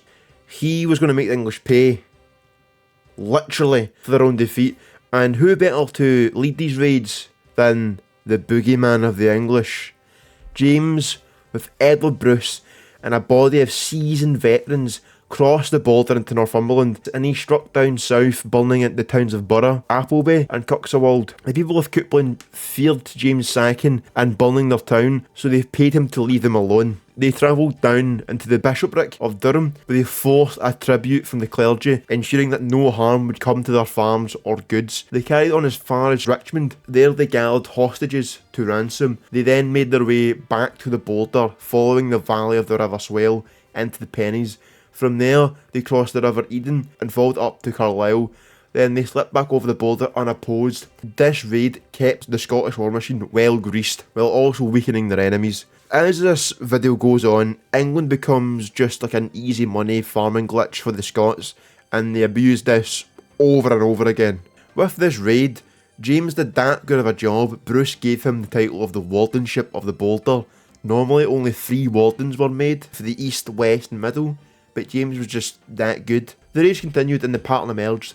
The Scots would invade across the River Tweed, across Northumberland and onto Yorkshire, demanding money and stealing loot as far as possible. The English would try to give battle, but the Scottish used strategy of lol no. Since there wasn't much to gain, but a lot to lose, the Scots would just not fight. Then the Scots would rapidly swing around and return north by the passes and river valleys and Penny's Hill. Every raid into England normally would look like a U-shape. In 1315, the Scots raid England again, and they entered the city of Durham on the 29th. They entered the city so stealthily, like Metal Gear Solid, that all the English were in their beds sound asleep. Bruce positioned himself at Chester Lee Street and sent James and his men to Hartlepool to cause mayhem and destruction. When James reached Hartlepool, many of the townsfolk fled onto boats and sat off the coast just watching James ravage their town. But strangely, during this raid, James took prisoners and a lot of townswomen back to Scotland. I guess kidnapping women run in the family. By the 22nd of July, after raiding Hartlewood, James regrouped with Bruce and they made their way to Carlisle and began to siege the city. During the siege, James was sent with his men to raid southwest of Carlisle and raided the town of Egremont. James then regrouped with the ongoing siege of Carlisle. On the 30th of July, the main body of Scots attacked the eastern walls of the city, creating a diversion, while James and his men tried to scale the western walls. But despite their valiant efforts, it proved to be too much, and James was even wounded in battle. 2 days later, Bruce would abandon the siege, and this abandonment led the English to get a bit more confident and attacked the Scottish rearguard and managed to capture some Scottish knights in the process. Then, by the 14th of January 1316, James led a night assault by land and sea on Berwick. But the clear and bright night sky revealed the Scottish position and the attackers were repulsed, with James apparently being in the fort assault. With this, James left a body of Scots at Berwick to cut off English supply lines and went back to Etford Forest. Food was low on the borders, but inside Berwick it was dire. In October 1315, the governor of Berwick had written to King Edward II saying that his men were going to desert if pay and food wasn't delivered. Some rations did manage to get through the Scottish blockade, but it wasn't enough to make much of a difference. And on St Valentine's Day, 14th of February 1316, many of the garrison had given up hope and decided to go out and forage for food themselves. The English rode out under Edmund Kyle, who was a knight from Gascony. They rode up to Weardale, which was large farmland, and were looking for any scattered cattle they could find. Sir Adam Gordon spotted some of the English foragers and left his post to inform James. He told James that the cattle thieves were a few in number. This was because he only saw a small fraction of them. James and his men marched out to find the English soldiers, and they found the English at Skaithmuir, a few miles north of the town of Coldstream. James suddenly discovered that these English cattle thieves were not just ordinary thieves, but instead well-armed English soldiers with double of his numbers. There were around 80 English soldiers with a few pages to help transfer the cattle, and only 40 men with them. So he made the smart decision to fall back to a nearby ford. Then he unfurled his famous white banner with 3 blue stars, which in medieval terms meant square go, or if you're English, come fight me. To flee on Scottish soil wasn't an option because James was built different. The English were starving and desperate men, so the fight would be brutal, and the English advanced on the Scots. Barbour himself describes the battle as, the Scotsmen bravely fought them back. There one could see a cruel fight, and strokes exchanged with all their might. The Douglas there was full hard pressed, but with great valour he possessed, so lent his men courage that no man thought of cowardice. The Scots hacked away at the English effectively, and was also fine-tuning his famous tactic of personally hunting down the enemy commander and killing him. He cut his way through to Kyo and engaged with him in singular combat in the middle of the bloody field. Kyo was a brave and competent knight, but he was no match for Douglas, who quickly dispatched him. The English, seeing the leader dead, began to rout, with many of them killed in the retreat. The capital was saved. From this time on, James would always go straight to the leader into a fight, and this is heavy foreshadowing for some of his more famous battles and campaigns. When Barbour wrote this poem, he had spoken to the men who had fought with James. They had all reported that James had said that the Battle of Skaithmuir was the hardest fight he had ever been in, on where men fought with no quarter, giving it their all. After this fight, James retired back to Ettrick Forest, and by this time the English were starting to gossip among themselves about James and his feats and this overwhelming victory against all odds. The men who had died in this battle were probably the lucky ones, as it was reported that the English garrison still in Berwick were dying of starvation while at their posts on the walls. Also, Skaithmuir, they're both the same to me. Shut up, okay? My biggest gripe is people saying, "You mispronounced that." I don't care. If you know how it's said, does it matter? The only time it matters if I mispronounce something, if no one knows I've mispronounced it. Fucking shut up, alright? As I've already said, the name of James Douglas began to be spoken by the Englishmen. In those chivalric times, it was a man's ability in fighting that made him famous, and as you know, James had that in abundance. But as you can imagine, the constant mention of his name made some Englishmen annoyed. Sir Robert Neville of Raby, for example, grew irritated. Neville seemed to have been a fighter of some renown. He had got into a war of words with Sir Richard Fitzmarmaduke, that's some name by the way, apparently over who was the greater lord. And side tangent, I miss the days when rich people would fight in battles for honour. Now they do YouTube boxing. The Sala Chronica tells us that this rivalry ended in a fight on the bridge at Durham. Neville killed Fitzmarmaduke, and this deed incurred the wrath of King Edward II. To try and placate the monarch, Neville went into military service and joined the garrison at Berwick. Neville must have been a snappy dresser too, because he was known as the Peacock of the North. Hearing the garrison talk of James, he decided that he would show up this random Scot nowhere near him, who was the greater warrior once and for all. He had it known that if James came anywhere near him with his banner unfurled, he, Neville, would attack him at once. It was not long until his message reached James' ears at Ettrick, and James, being James, decided that he should make him good of his word, and James made his way to Berwick by night. And the next morning, his standard was unfurled in the view of the town walls.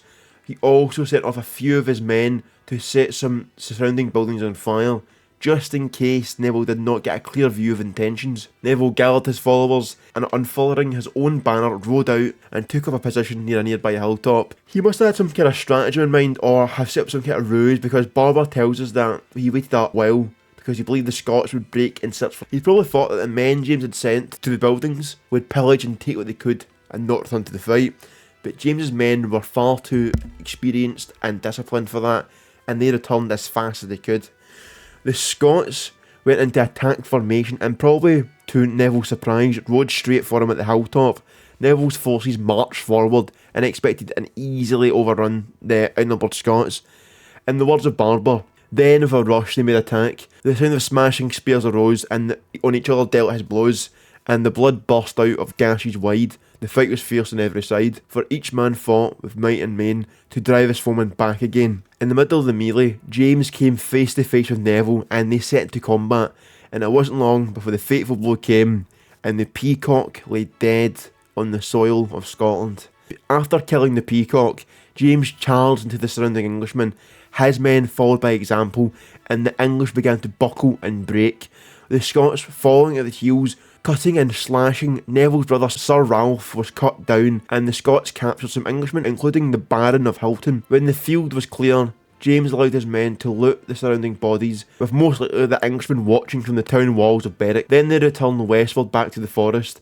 James split all of the loot taken between his men in acknowledgement of their valour, keeping none for himself. Gestures like this made his men love him. Now Bruce was able to leave the country in capable hands and go across to Ireland to help with his brother Edward. in his campaign there. Randolph accompanied him on his expedition, and so the control of Scotland was left in the hands of James and Sir Walter Stewart, who was Bruce's son-in-law. And in May in 1316, Edward Bruce was crowned King of Ireland, which pissed off the English and gave Scotland a bit more breathing room. James was now in his 30s. With his responsibilities in the borders, he felt he needed a base in that area. James chose a site which was very close to the English frontier. He would have been wary of a night raid by an Englishman, or even that he was on a possible line of invasion, but James had enough trust in his own abilities and his men, and that the fact the English were absolutely terrified of him. The site was chosen as Lintilly, which was 2 miles off Jedburgh.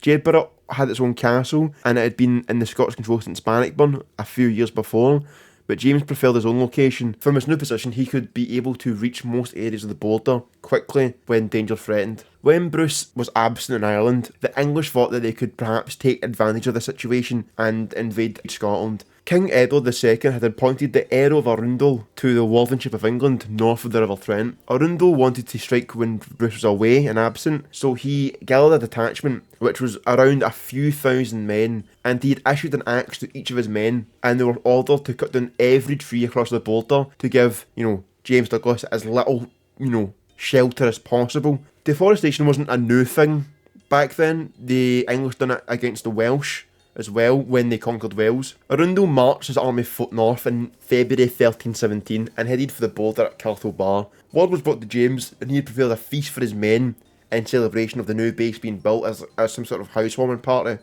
But the feast had to be abandoned as James ran out, calling for his men to arm themselves. As it was early in the year, James had not expected a full-scale assault. He had perhaps 50 footmen and 150 archers.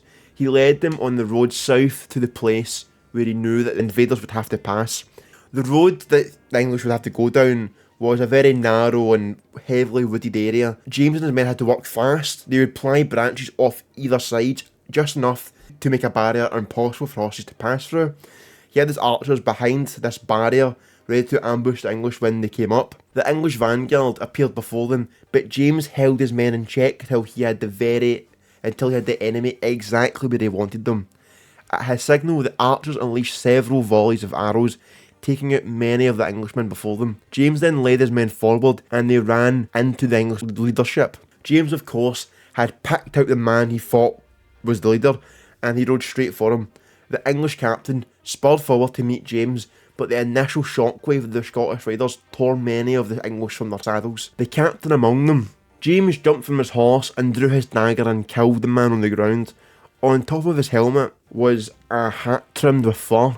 James snatched the hat, took the man's strip, and took it with him as a token. The Scots cut down as many of the enemies as they could reach. James then pulled his men back for a few minutes as his archers continued firing until the English were gone. Meanwhile, word was brought in to James that a party of around 300 Englishmen, led by a clerk named Elias, had bypassed the attack and had camped at Lintilly. Knowing that the main body of English were, being pushed to a halt, unaware of his position, James, with his characteristic call for action, rallied his men and headed back to the headquarters, where he then crashed through the doors where he found that Elias and his 300 men were pissed because they drank all of his wine. And so they all were slaughtered pretty easily, with only a few fleeing the area. The few survivors who managed to escape the bloodbath at Lintilly ran towards the border and stumbled into the English camp. There they told that the Black Douglas had slaughtered their colleagues. Arundel conferred with his lieutenants, and it was decided that the odds were too great and that they should go back home. The English did make other attempts to win back their hold in Scotland, but they all failed and weren't really anything meaningful. As 1318 dawned in, winter mellowed into spring, and the campaigning season began to start again. The constant pressure for England to recognise Scotland's independence would never be let up. James had a friend and an ally in Sir William Keith of Galston in Ayrshire.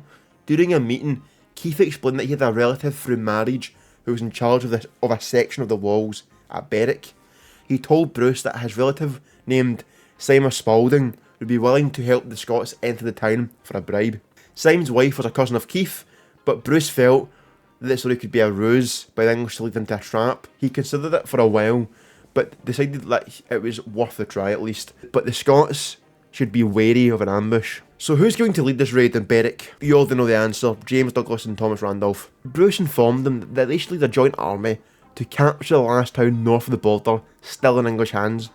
It is reported by a writer called John of Tynemouth that Syme asked for a bribe of £800 to scale the walls unnoticed. Now, that doesn't sound like a lot, but it was a really lot of money. Keith gathered men from Lothian and they made their way to the chosen meeting place near Duns, some 15 miles west of Berwick. James and his men met up, and while en route, Keith and Randolph and James hatched a plan between them.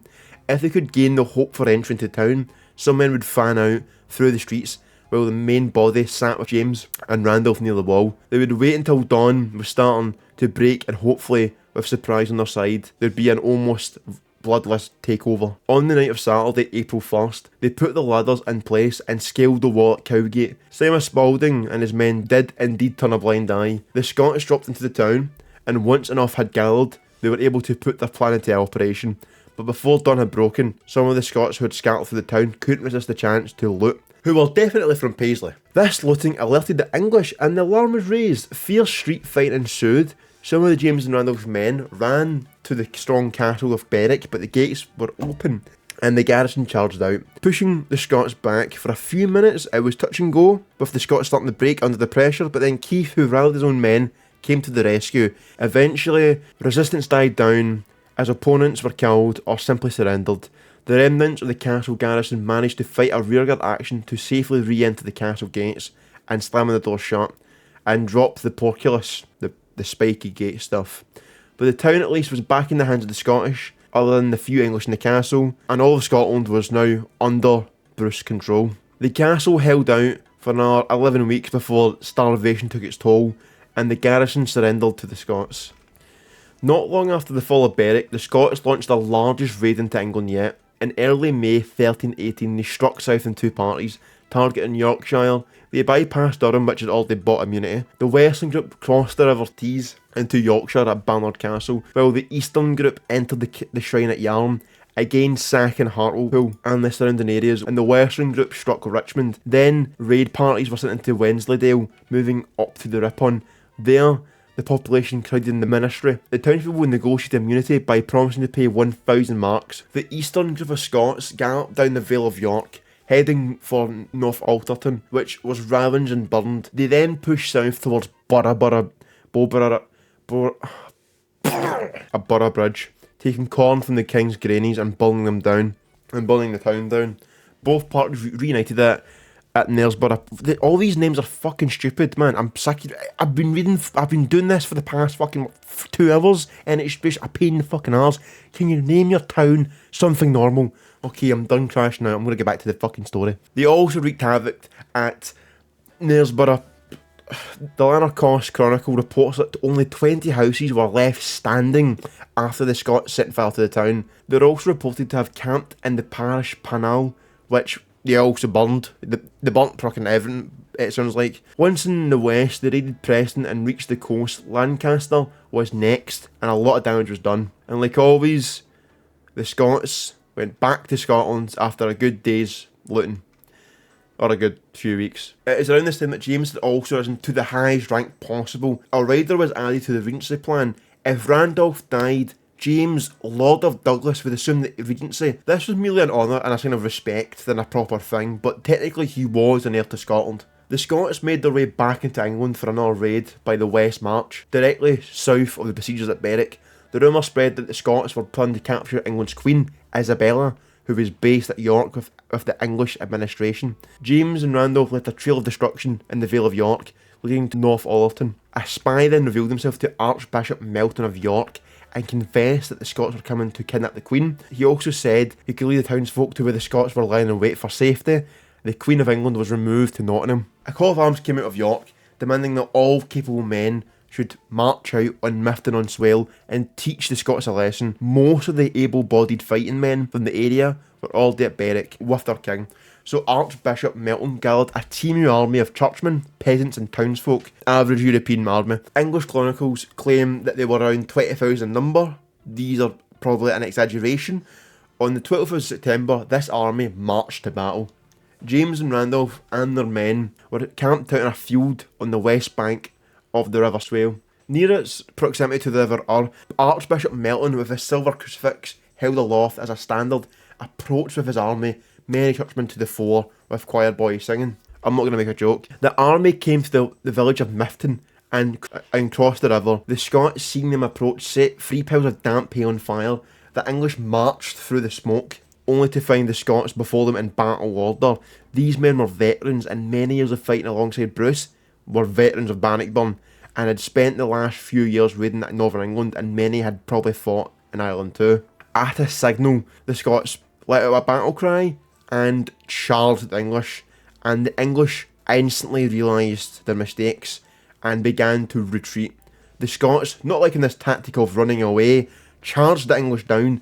The English ran through the smoke to the bridge to escape over the river, only to find some of the Scottish cavalry had flanked them and had secured the bridgehead, which was their only escape. The battle quickly turned into a mass slaughter, and many of the English leapt into the Swale to try and get away from the mayhem. The Swale is a deep, sluggish river, and encumbered in armour or clerical robes, many drowned, and the English chronicles say that 4,000 died, and that possibly more men drowned in the murky waters than were cut down by, the Scottish. The Mayor of York was also in the battle and he had died, and many of the notable people were taken or captured. With a sense of irony, the Scots called this the chapter of Myton, due to the mass amount of clergy being there. The chapter of, Myton, is known locally as the White Battle, again, reference to the clergy. The news of the battle had spread north. Many English soldiers began to desert the siege of Berwick, which was going on recently, anxious to return home and defend their lands. The southern English, including Lancaster, saw no choice but to withdraw, leaving the rest of the army with no option but to abandon the siege and turn south. With the English retreating, Berwick was relieved from the English, who I apologise, I forgot to mention they were being besieged. I'm really sorry. my fault, guys. Anyway, King Edward II attempted to block the Scots who were escaping, the raid through Northumberland in the east, but this was useless because the Scots had just crossed the west instead, and Edward just couldn't stop them. James and Thomas were not finished, having their way with England, and on the 1st of November 1319, they crossed the border in force at Gilsland. A campaign this late in the year was, unexpected, and it caught all of the population off guard, and this raid was brutal in particular. By 1319, the English, realising their weakened position, sought and secured a truce with Scotland. The negotiation took place at Newcastle upon Tyne. The truce was set to last 2 years, and King Edward likely believed that this would give him time to consolidate his rule, but in reality, while dissent grew in England, much of the unrest stemmed from Edward's inability to govern effectively. And 1320 became a really important year in Scottish history, and this was because this was the year of the Declaration of Arbroath being signed. This document was a letter from Scotland to the Pope, seeking to explain why the Scots were resisting the English oppression. The Pope, the most influential figure in Christendom, had been long at odds with Scotland ever since Robert the Bruce was excommunicated in 1306, and the Pope had been consistently sided with England. He went so far as to excommunicate the entire Scottish nation, naming both James and Randolph specifically. James, however, seemed to be largely unbothered by this excommunication because the Declaration of Arbroath was signed by 50 laymen of the Scottish realm, including Earl of Fife and 7 other high-ranking earls. Among them was Thomas Randolph, Earl of Moray, and most notably, James. It became known as the Declaration of Arbroath because Bruce's Chancellor Bernard de Linton, who was also the Abbot of Arbroath Abbey, applied the seals to documents and officially dated it there on the 6th of April. The document, which is actually, today was the day that Arbroath was signed. I don't know if I can fact check this, but right now it's the 6th of April, so, based. The document famously declares, "But from these countless evils we have not been set free, by the help of him who, though he afflicts yet heals and restores, by our most tireless prince, king and lord, the Lord Robert, he that his people and heritage might be delivered out of the hands of our enemies, met toil and fatigue, hunger and peril. Yet, if we should give up what he has begun and agree to make us our kingdom and subject to the kingdom of the English, exert ourselves at once to drive him out as our enemy, as a subverter of his own rights, and ours, and make some other man who is well able to defend us, our king. This basically means that Bruce isn't being a dictator and, forcing people against England. The Scots did not want to be a part of England and would take anyone to be in charge, but it so happened that Bruce was in charge. Time for another raid, but don't worry, it is almost 12 and I've been reading all day, so I'm not going to talk about it. But to sum it up, we battled English again, a lot of money, a lot of bitches, and we crossed the border on the 24th, but King Edward II followed the Scots over the border at the start of August with an army of over 20,000 men. It was clear that a final showdown was imminent. Edward was determined to finish off Scotland, but in the end, Edward's mighty army crossed the border around the beginning of August 1522. They ignored Berwick and headed straight to Lauderdale. Bruce knew they were coming and put a scorched earth policy into operation, making sure there was no crops, no shelter, and no beasts for them to eat. Bruce had pulled his army north of the Forth, basing at Culross in hopes of drawing the rapidly weakening host on, but it seems James had stayed in the border area, lying low in the fastness of Ettrick Forest with a body of men. King Edward had provisioned a fleet of ships, and these were to meet the English at Leith and to, supply the army. And Edward's forces pushed on for Edinburgh, finding nothing to eat along the way. And for 3 days they sat at Edinburgh. Any provision that was carried was long gone, and not being able to enter the Firth of Forth due to contrary winds, and some of the ships had fallen prey to privateers. Realising that the ships were not going to come, King Edward sent outriders in every direction to try and find sheep and cattle. At Tranett in East Lothian, they found one lame cow, and the Earl of Surrey dryly remarked that it was the dearest beef he had ever seen, as it must have cost £1,000 or more.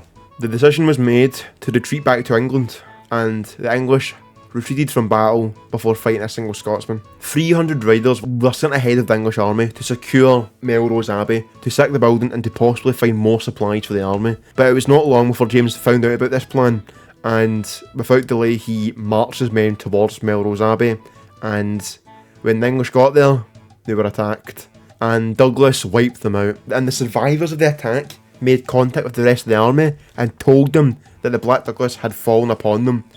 The whole force ran like fuck back to England.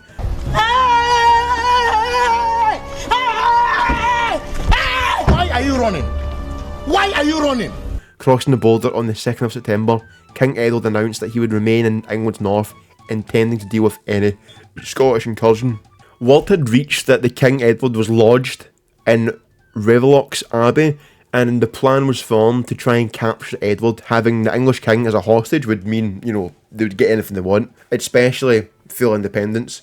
King Edward was shocked when the information came in that the Scots were only 15 miles from him at North Alderton. The direct route through to Revelocks went up and over the Hambleton Hills, and Edward stationed forces under the Earl of Richmond. The Scots knew they had to risk a frontal assault on Richmond's forces, as taking the longer route through the hills would let Edward escape. The Scots came from Fusk, but up in the hills, the English had a really defensive spot. Bruce asked which one of his captains should actually lead the attack up the hill, and James stepped forward and said that it should be him. This plan was basically suicidal, but Bruce saw James' brave attempt as a diversionary tactic. Bruce had many Highlanders on this raid, and he knew that it was a particular type of warfare they excelled at, because hills, and that they could use their ability here. James chose a large party of men and made their way forward to the bottom of the hill. Before advancing, James turned around and noticed another group of Scots making their way towards him. It was Randolph. He handed over his own division to another commander and had come to join James's front assault with a handful of men because, base. Both groups would join into one and made their way up the incline together, and instantly a hail of arrows and boulders greeted them. Bruce sent his Highlanders up to the cliffs and that bordered the road up the hills. These men climbed quickly to the top of the escarpment, apparently undetected. They immediately launched a charge into the flank of the English forces to lessen the bombardment, battering James and Randolph's detachment. On the top of the hill, carnage ensued. The English line began to waver and break. James and his men cleared the top of the escarpment and launched themselves at the English as well as the Highlanders. As soon as resistance began to crumble, Bruce sent Walter Stewart to Revelocks Abbey with a body of horses, putting all in black to try and capture the King Edward. The English suffered heavy losses, and big names like Richmond and Henry de Sully, the Butler of France, were captured by James.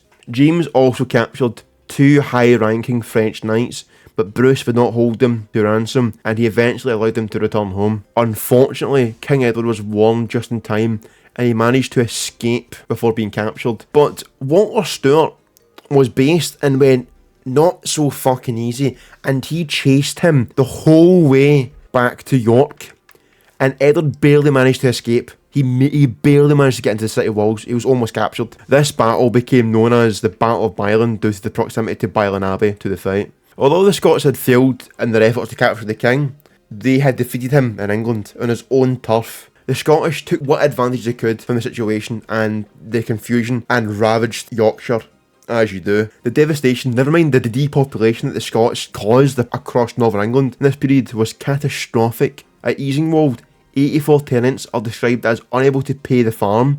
The Scots were blamed specifically for the ruin of 57 of these. 13 had been killed at the Battle of Myton and in 1319, 9 at the Battle of Byland in 1322, and 9 killed by Scots either at Easingwood or at places unspecific. Among these last one, John Baker, a tenant at will of an acre and a half, was burnt to death in his home when the Scots arrived there in 1322. 7 other tenants had been driven from neighbourhood by poverty and destruction caused by Scots. 10 died in poverty, 17 were reduced to beggary, and the holding 17 others are described as simply impoverished, burnt and destroyed. And with this, Harclay realised nothing was going to happen, so he made a truce with Bruce in Scotland, and in negotiations Harclay mentioned that he would convince Edward to recognise Scots independence, and Scotland would pay the English king £27,000, which was a huge amount of money at the time. When Edward heard of this, he had Harclay arrested. He got the full penalty of a dragging, hanging and beheading. This sentence was carried out on the 3rd of March 1323. On the scaffold, Harclay told the crowd that there was no hint of treason in his actions. He'd only done what he thought was best for his people. R.I.P. lads. But at least you're in a YouTube video, so you know it's worth it, I guess. But to add insult to injury, King Edward signed a 13-year truce with Scotland after killing a man for doing it for him. So why did we enter a 13-year-long truce? We don't really know, it's up to debate, but most likely to buy more time, to build more strength and have England get bored and accustomed to peace and accept Scottish independence, which didn't work. But yeah, James was now in his late 30s and had given much of his life in fighting the war. But now he had a lot of time to just be a governor and a lord in feudal times. Bruce gave him lands in Butel and Galloway, the constableship of Larder, Cockburn, yes, real place, Bedrule, Staple Gordon and half of Western Kirk. He had control of Jedburgh and its castle and the nearby lands of Bonged Ward. All of these holdings were in southern parts of Scotland, an acknowledgement of James's amazing work in defending the land in these regions. On the 8th of November 1324, Bruce granted James the most famous of all charters that were able to be granted over the years to the illustrious Douglas family. This was the famous Emerald Charter, and this was called this because James was given an emerald ring to seal the bond. Bruce had released the Sully and other 2 French knights that James had taken captive at Byland without ransom. James could have profited hugely from this with the money, so Bruce felt bad for him and gave him money to compensate the loss. And Bruce also gave James another honour. The charter basically gave James the right to keep any funds that arose out of the settlement of the criminal jurisdictions, and that he could freely hold his castle and lands unless they were being used for common aid or in defence of the nation. This emerald ring is now lost due to time. Because of the truce with England, James was probably able to spend more time with his family. Yes, he had a family. I haven't mentioned because it's just complicated. We don't even know who his wife was, I think. I couldn't find his wife. He had 2 kids called William VI and Archibald, you know, the Grim. King Edward II wasn't the most diplomatic of people and seems to have lacked personal charm. The situation regarding Scotland and Harclay testifies to that. He consistently promoted his favourites to high positions and in doing so alienated a lot of his people. The relationship between Edward and his French queen Isabella was not a happy one. There were also rumours that he was gay, which would make sense for his wife not being happy because you know. But to be fair, he thugged out and got an heir, and she eventually took one of his enemies, Roger Mortimer, as a lover. Cucked. The King of France also had been promoting that Edward to cross the channel to do homage for the duchy. Isabella suggested that she should take their son, Edward III, King Edward II, from the obligation. Only after she had left with Prince Edward, Safely far away did Edward II finally realise the mistake he made, and he'd been tricked, and that his son was beyond his control, and Mortimer and his queen were a couple. In September 1326, Isabella and Mortimer landed back in England at Harwich with an army spearheaded by 700 Hainaulters, who were mercenaries led by John, the brother of Count Hainault. King Edward retreated westwards, and he had alienated the subjects that much he had no proper support, but many lords happily sided with Isabella. It was feared that Edward II would make his way to Ireland, where he could maybe garner some support, but he was captured in South Wales on the 16th of November 1326 and imprisoned in Kenilworth Castle. King Edward was then brought to a court called the name of Edward, Prince of Wales, the legality of which was very questionable, to say the least, but, you know, it's fucking medieval times, who really cares? In January 1327, he was forced to abdicate. The Prince of Wales was crowned King of England the 3rd on the 2nd February 1327. Although there was a truce between Scotland and England, English pirates still thought Scottish ships were fair game, and a lot of Scottish citizens had been killed. And Bruce thought it was time to make the new regime in England aware that he could still be a threat from the north. On the day that King Edward III was crowned, the Scots attacked Norham Castle. King Edward II was moved to Berwick Castle in Gloucestershire, and there, according to Geoffrey Le Baker, writing 30 years later, he was murdered horribly. As he was the Lord's anointed, it could not look as though a hand had been set on him. So a hollow piece of marrowbone was inserted into his anus, and a red-hot poker was pushed into his vitals, killing him, but leaving no obvious marks. It was said that this murder was due to his sexuality. Because there was a new king in England and the new regime in place, negotiations to continue the truce between Scotland and England opened at York, but behind the scenes both nations were mustering men and preparing for war. Edward IV and his advisors realised that because Scotland wanted to be recognised as an independent state, England didn't have much to lose by reopening hostilities.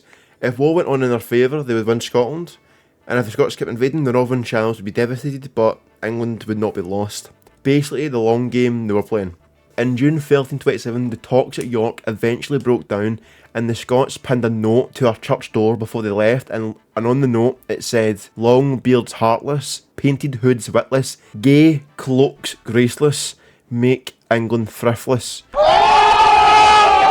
Ladies and gentlemen, the first Scottish shitpost. As a warning of Scotland's unhappiness at being no closer to our goal of recognition, James led a raid over the border.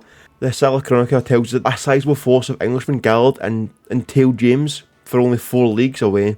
They merely watched as he wasted the country in open view of them, because they were scared of him. When James returned home from the raid, he and Randolph rallied together to do something on a much larger scale. This seemed especially timely as they had word that England was preparing to mount yet another invasion. Edward III at the age of 15 was more like his grandfather than his father. He desired military victory and yet again held the Hainaulters, who helped depose his father. Edward III led his army towards Durham. They had no idea that the Scots under James and Randolph had already crossed the border on the 14th of January, until they saw the smoke of burning villages. The English army, many soldiers were heavily armed, and the horses were huge, with a baggage train that would go on for miles. The Scots, on the other hand, were in their usual quick small horses, and were lightly armed, and carried all the supplies in packs on their horses. The Scots could move so quickly that they could easily outpace the English, and James wanted to show them that he had the ability to do as he wished in their nation. So he led them forward in a hopeless pursuit. For 2 days, they chased the Scots through woods and swamps and wildernesses, and mountains and valleys, just rage-baiting the English. According to Lebel, they could not lose the trail, for the Scots were wasting and burning everything in their path. The Scots eventually lost the English by laying low in the valley of the River Gonless. The English army marched to Hayden Bridge on the River South Tyne, knowing the Scots would have to cross the river on their way home. Because it was feared that the Scots would attack in the night, they slipped in their armour. They had kept loaves behind their saddles, but with all the hard riding, these got soaked with horse sweat. Yummers. And Lebel tells us the size of the army. There were 8,000 knights and squires, 30,000 other armed men, of whom half were mounted on small horses and the other half were foot soldiers and light infantry. And there were also 24,000 archers, not counting the irregulars. It was heavy raining and morale began to crumble.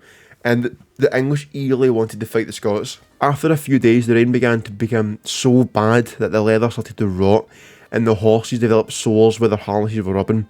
The English were waiting in the rain, and the Scots went further south, camped in the rising ground south of the River Wear near the village of Stanhope. They lived more frugally and had chosen a ground that did not seem to feel the hardship as badly as the English. King Edward IV made an announcement: if anyone could lead them to the Scots, he would give that man a knighthood and an annual income of £100. So obviously young men rode out in every direction to hoping to, win the prize. And one Squire, Thomas de Roxburgh, stumbled upon the Scots at Stanhope, but he was captured and taken before James. And once James was told the story by Thomas, he decided to let Thomas go and claim his prize. Even James respected the hustle. When Thomas rode and informed the king where the Scots were, the English quickly broke camp and marched south. On the 15th of July, the English started to deploy in front of the Scots. The Scottish position was most likely on the top of the steep hill on the south bank of the Wear. James would have picked this position well, and the English must have realised that although they outnumbered the Scots 2 or 3 to 1, the position was unassailable. James from the Scots' hilltop vantage point could see much of what was going on in the English camp. 1,000 archers were piled up with drink before being sent out to volley fire into the Scottish divisions. And you might be asking, Lugs, why the drink? That is because they were told a story that if James capped an archer, he gave him the choice of losing a hand or an eye before releasing them to make them useless in battle, because James came with a trap to get some English archers into an ambush. He positioned cavalry hidden out in the Scottish flanks, and then covering his famous coat of arms with a cloak, he rode out enticing close to the bowmen. They took the bait, and many of them ran forward, but Robert Ogle, an English squire, recognised James and obviously shat himself and shouted, "It's Douglas," which caused the archers to run back to the English front line. James, seeing this, singled the hidden riders to charge. Ogle's warning saved many, but Barbour tells us that 300 of the archers were killed. Edward IV then sent for an envoy who informed James and Randolph and the others that his king was willing to pull back a distance from the northern bank of the river, and that this would give the chance for the Scots to come down and fight a fair battle. And James said no, and basically said to him, "If you want to fight, come up here and fight me." For 3 days, 2 of the armies sat on either side of the river in a stalemate situation. Each day there were skirmishes between young knights, but those captured one day were usually exchanged the next day for the more prisoners. After 3 days sitting under the cover of night, James moved his entire army a mile or 2 upstream to an even stronger position. By daybreak, when they were settled in, the English woke up and realised they weren't there. But it wasn't long before the scouts figured out where the Scots were. And after learning this information, the English army up sticks and followed them upstream and settled down on the opposite bank. A similar situation they had just left. The Scots' new position was far better and more defensible. They had tree covers to protect them, but there was also a big massive bog behind them, and the English were soon to learn that they had them trapped. But as far as they were concerned, they could just sit tight. They were between the Scots and the border. It would become a waiting game, and Edward could always call for more supplies since it was England, and James would eventually run out of food. But James was James, and on that night he assembled 200 of his men, all armed with swords and spears, and they were going to attack the English camp. They were to cut the tent ropes so the occupants would be trapped and would be easy targets. And on the 4th of July, he led them from the Scottish camp and crossed the river well away from the English camp. Stealthily, they approached and found that the English had not set up proper walls and defences, so they were able to reach the edge of the tented encampment unopposed. They broke into a gallop and, slashing, cut down the ropes of the nearest tents and stabbed at the wriggling bodies underneath, doing his usual screaming Douglas. James, doing his usual screaming Douglas, Douglas, woke up a lot of Englishmen, which must have been terrifying for many, as it was the last thing they ever heard. James cut his way right through the camp till he reached the tent of the King of England himself. Its 3 leopards' banners flying outside. He slashed the ropes and stabbed down into the canvas below. Edward's retainers threw themselves over the king to protect him. If things had went a bit differently, James would have killed him, or managed to haul him into the saddle and make his getaway. But James could sense the English were recovering from the shock, and he began to retreat his men. He blew his horn, and his men knew what that meant, and they all began to beat it and run out of the camp. James, reaching the edge of the camp, paused to make sure that his men were clear and that there were no stragglers. But one of the English soldiers managed to get the jump on him and hit him with a heavy blow, stunning him and almost dropping him from his horse. But James was about that life, and even though he was disoriented, managed to kill the Englishman who jumped him. Meanwhile, the rest of the Scots, having reached the crossing point of the river, realised that James was not with them. They stopped and decided to go back and see if they could find him, because James was loved by his men, and their utmost respect, not caring that the English camp had been awakened and alerted. However, James suddenly appeared and put their worries to rest. After returning to camp, they found out that they had lost a few men, but it was later reported that they had killed 300 men in the English camp. Randolph, finding out that they were how well they fared, suggested that they should have taken their whole army on the expedition. And it probably would have worked, to be fair, but James admitted that it was too much of a risk and that it was the better call not to do that. Although it was discussed in the camp, James decided that there should not be any pitched battle with the English. He figured that if the Scots could disappear from the position in the night, it would be a heavy blow to the English, who expected battle. Randolph asked how they're going to achieve this, since the English were between them and home, and were also outnumbered. And if they were seen to make any ready to withdraw, the huge army would mobilise itself to throw themselves at the retreating Scots. They were also in a good position, one that the English couldn't easily attack, but a large area of marshland behind them they couldn't escape without heavy casualties. So James told the story. He told a tale of a fox and a fisherman. The fisherman built a little hut by the river, a place where he could easily go and check the nets he had set. The hut was a simple affair with a bed within and only one door to get in and out. It had a fireplace. The glow from the logs burning on the fire lit the scene. The fox had crept inside and begun gnawing on a salmon. The appearance of the fisherman had caught him by surprise, the fisherman blocking the only way in and out. He knew the fox was trapped and drew his sword. The fox knew they had nowhere to hide and desperately looked around the hut for something to help him escape. The fox noticed that the fisherman's cape and hood lying on the bed. He gripped the cape with his teeth and pulled it over across the room onto the fire. The fisherman, seeing the cape beginning to burn, jumped forward to pull it out of the flames, and the fox, seeing his opportunity, ran for the door and made his getaway.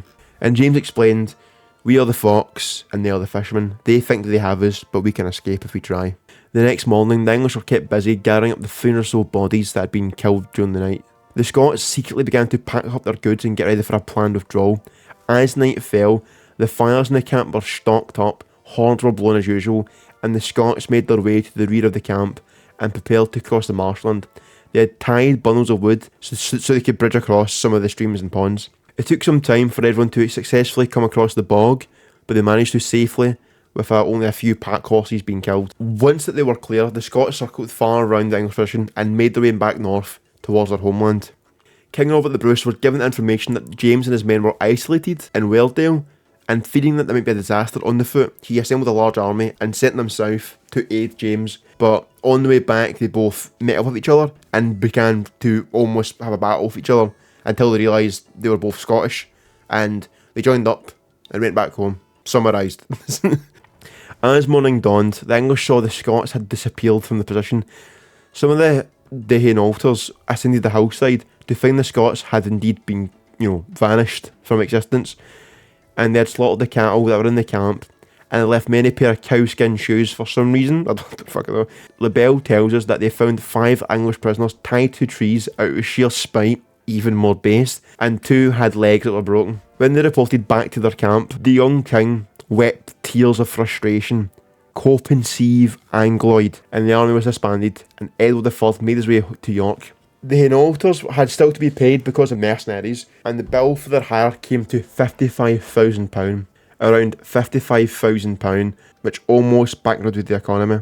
Never one to rest where action could be, taken, Bruce did another massive 3-pronged raid, and he began to siege Norham Castle, while James and Randolph attacked Alnwick and Warkworth Castle. And Henry Percy of Alnwick thought this was the right time to lead the raid into Scotland, with Bruce, James and Randolph being busy attacking castles. So he thought he could raid a lot of towns in Scotland as revenge for Northern England. But when James heard this, he immediately gathered his men and went in pursuit of Percy. And when Percy heard that James was after him, he quickly turned around and ran back to Newcastle, hiding inside the walls. Just the name of Douglas made an army retreat. In October 1327, 2 English envoys came seeking King Robert the Bruce, who was still besieging Norham Castle. They were Henry Percy, the Lord of Alnwick, and an experienced lawyer. They were granted an audience with the King of Scots, and James and Randolph had joined their king at Norham, and so would have been present in this meeting. Bruce asked the envoys what was their mission, and they replied, for peace. Hello. After some deliberation, Bruce sent a letter to Edward III from Berwick on the 18th of October 1327.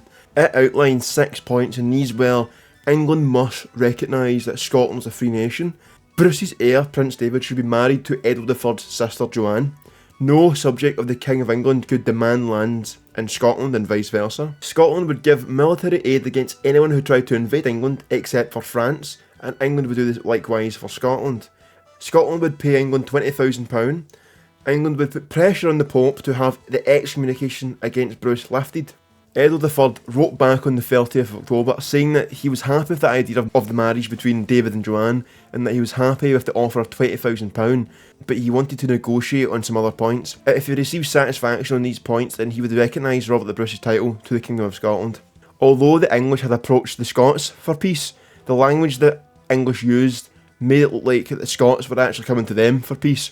After 20 years of being slapped about, they were still being arrogant. So James appeared at Newcastle as a Scottish envoy and was there to debate the lasting peace deals between the two nations.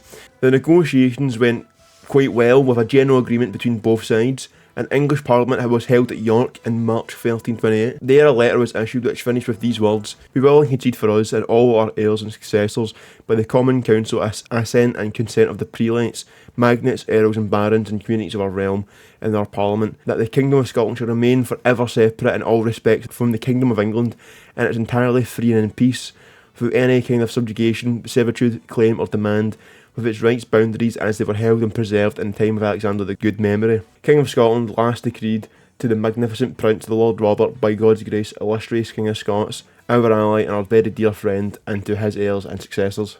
Bruce insisted that the treaty be finalised in Edinburgh as a mark of respect for Scotland, so the English delegation came north on the 10th of March 1328, but Bruce could not attend because he was bedbound at the time, so James and Randolph went for him. And with that, Scotland was back to being independent and free from English control. After Bruce's whole life, he finally achieved himself to be King of Scotland and to be independent.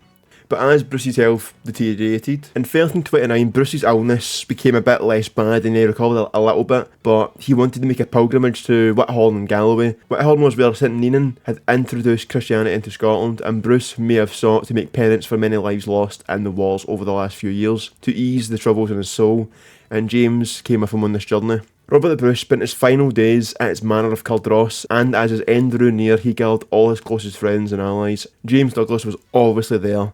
Bruce told him that he made a vow when he had made in the early days of his fight for Scotland's freedom. If he was to win independence for Scotland and peace finally came, he would lead an army of Scots on a crusade. Now, having achieved all he could do for Scotland and being near death, he knew he would not live to fulfil that vow.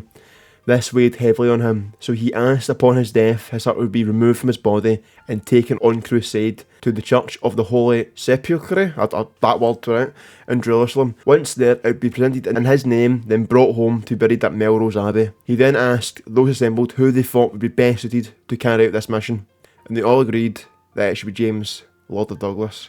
A few days later, on the 7th of June 1329, Scotland's greatest king died at the age of 55. As he had requested, his body was opened, heart was removed, and it was placed in a silver casket, ready for its final journey.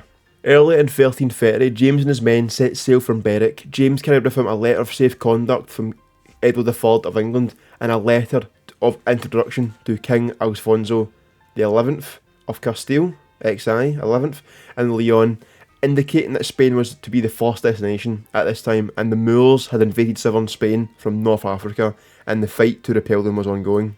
Labelle tells us that James docked at Sluys in Flanders and stayed there 12 days. He never left his ships, but had kettle drums and trumpets playing on the deck, literally the lads on tour meme.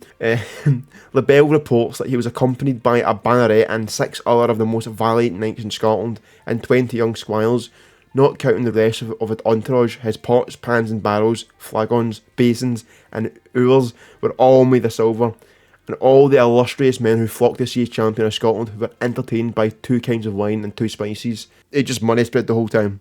From Sluys, James sailed south, following the coast of France and on to northern Spain, sailing round the Iberian Peninsula. James eventually reached the mouth of Guadalquivir, a lot of words I can't understand because they're all stupid Spanish words, and sailed up towards Seville.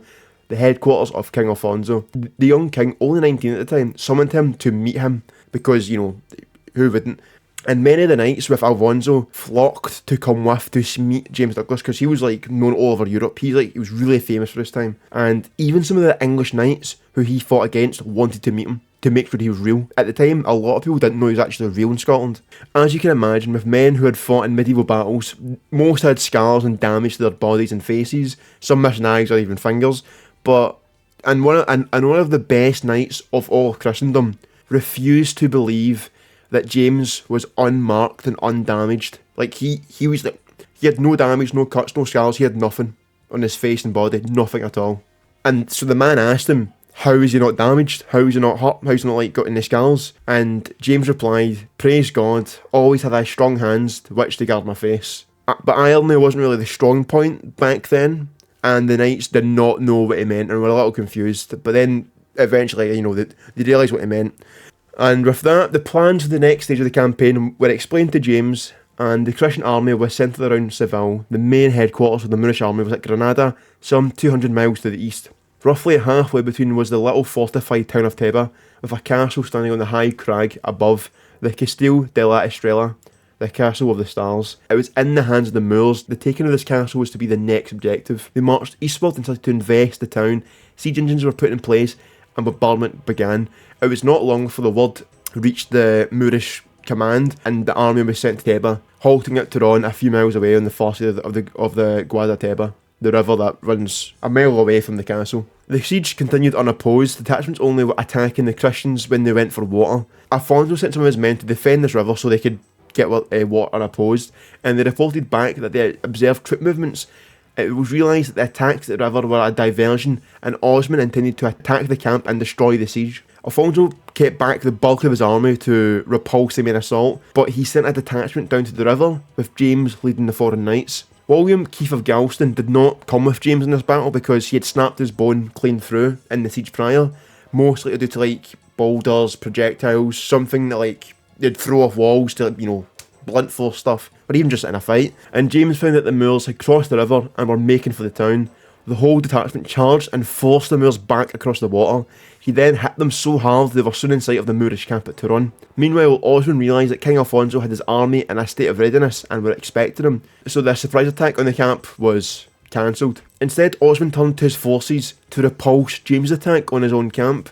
Pushing the Moors back into their own camp, James and the 9 other Scots realised, managed to get well ahead of their own, forces. They pushed too far, so they made their way back. But on their way back, James realised that Sir William of Roslin. He then looked back and saw that Sinclair was surrounded by the enemy and was doing his best to cut his way through, but he was trapped. James shouted to his men and they wheeled back round to help Sinclair.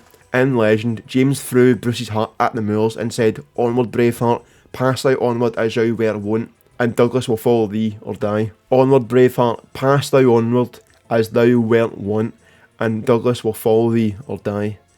And this is why they call Bruce Braveheart, and not William Wallace. He's not Braveheart. Mel Gibson's a fucking... So James and his men smashed back into the Moors towards Sinclair, but the element of surprise was gone and the Moors closed in. James and his men died bravely.